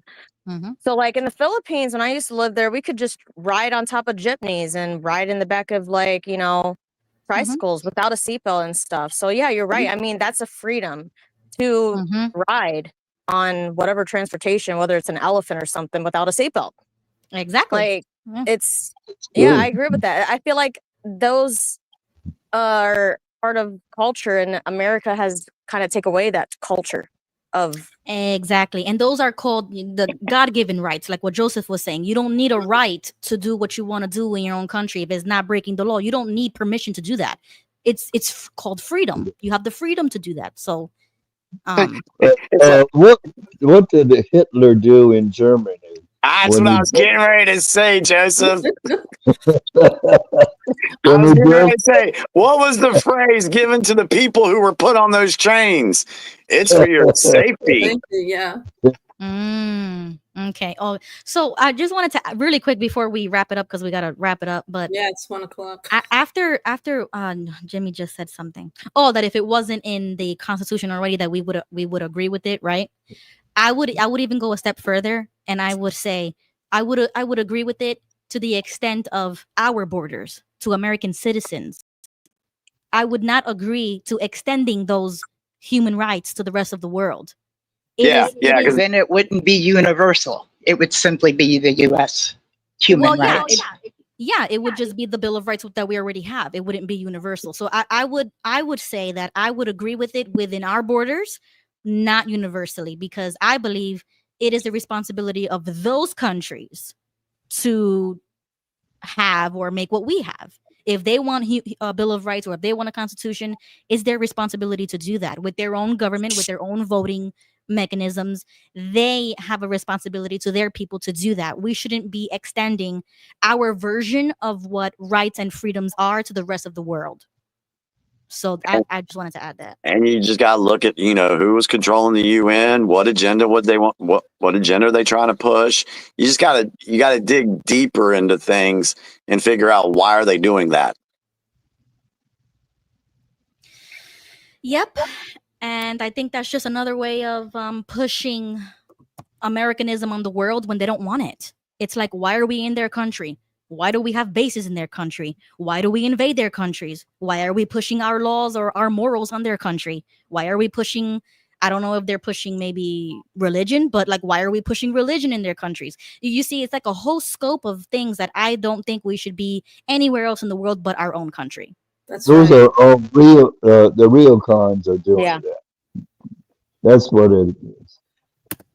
It's all part of the plan. So many layers to the onion, folks. Yeah, exactly. So I'm glad we talked about that today, so that I can just refer this video to most of my stances, because that's where it kind of starts for me. That's the foundation for me. So when I'm looking at my worldview of how I see things, I'm shaking my head most of the time, because I'm like, no, I have that freedom. I don't have to answer your questions. I don't have to wear a seatbelt. I don't have to do lots of things that we would probably get a ticket for, or they will arrest you for it. Like, it's crazy. Right. So that's how I feel. I'm Yeah. lucky that I was raised in the Philippines for a little bit, because it really opened my eyes to freedom, true freedom. Even though, I mean, my family there lived in the province area, countryside, where you see all the grassland, the rice land, and you see a volcano in the back.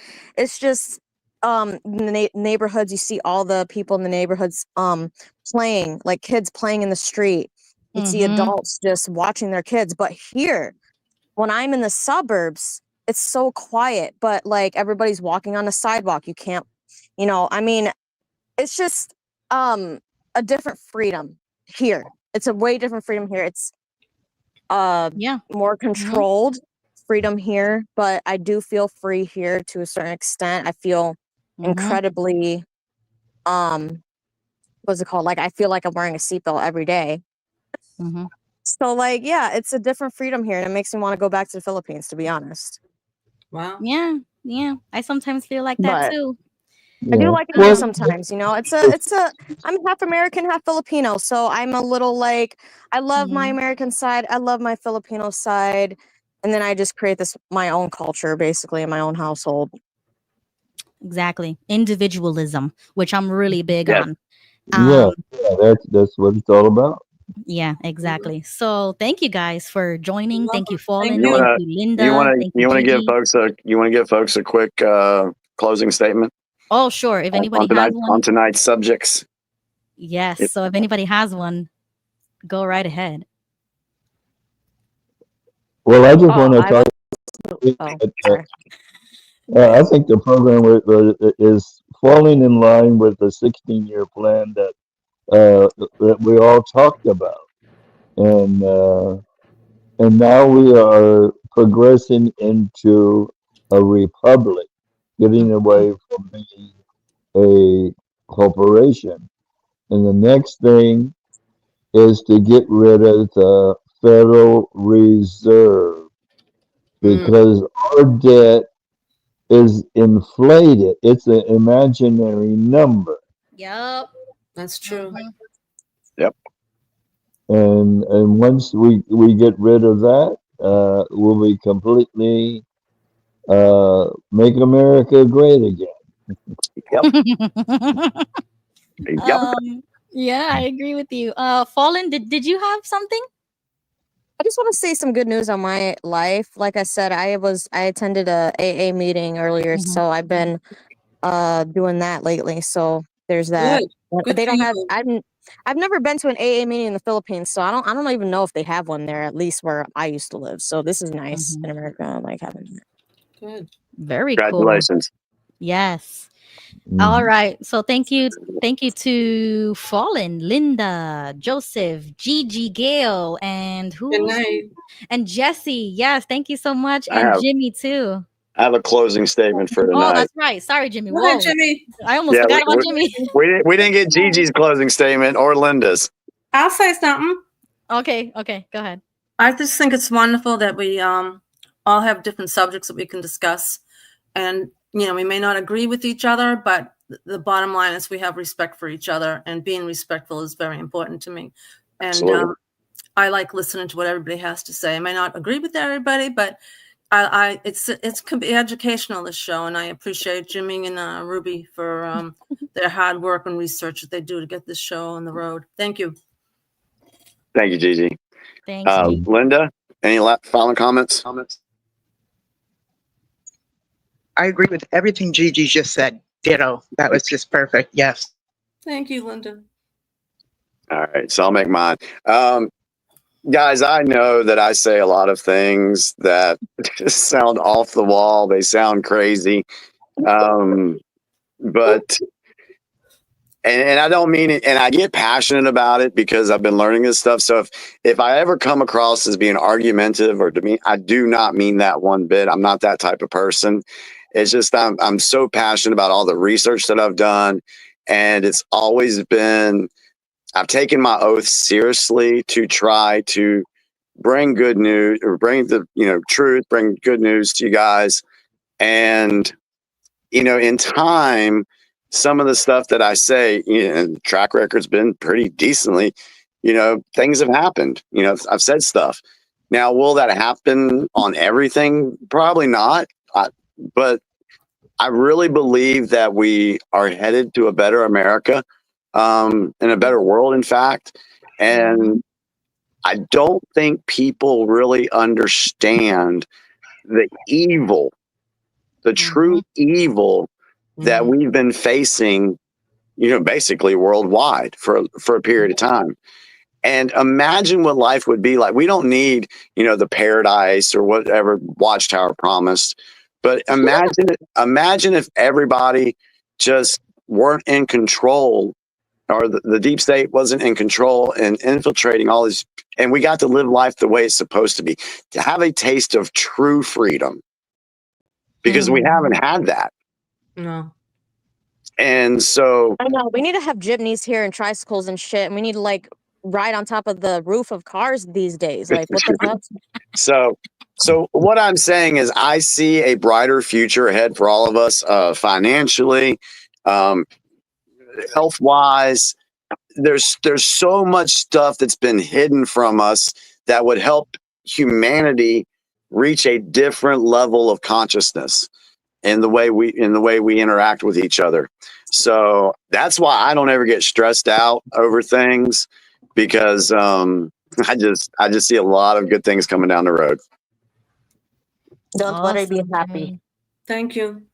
Yeah, thank you, Jimmy. Because if it wasn't for Jimmy, 50%, I probably would have a lot more hate coming my way if it wasn't for Jimmy kind of keeping me here in between the rails, because I know that I would agree with what Jimmy said, because I know that a lot of things that I say, maybe 95% of the things I say, people may have an issue with, and that's okay. But I'm okay with being completely honest with my stances and talking about them, because I don't think I'm the only one either that's out here with the same type of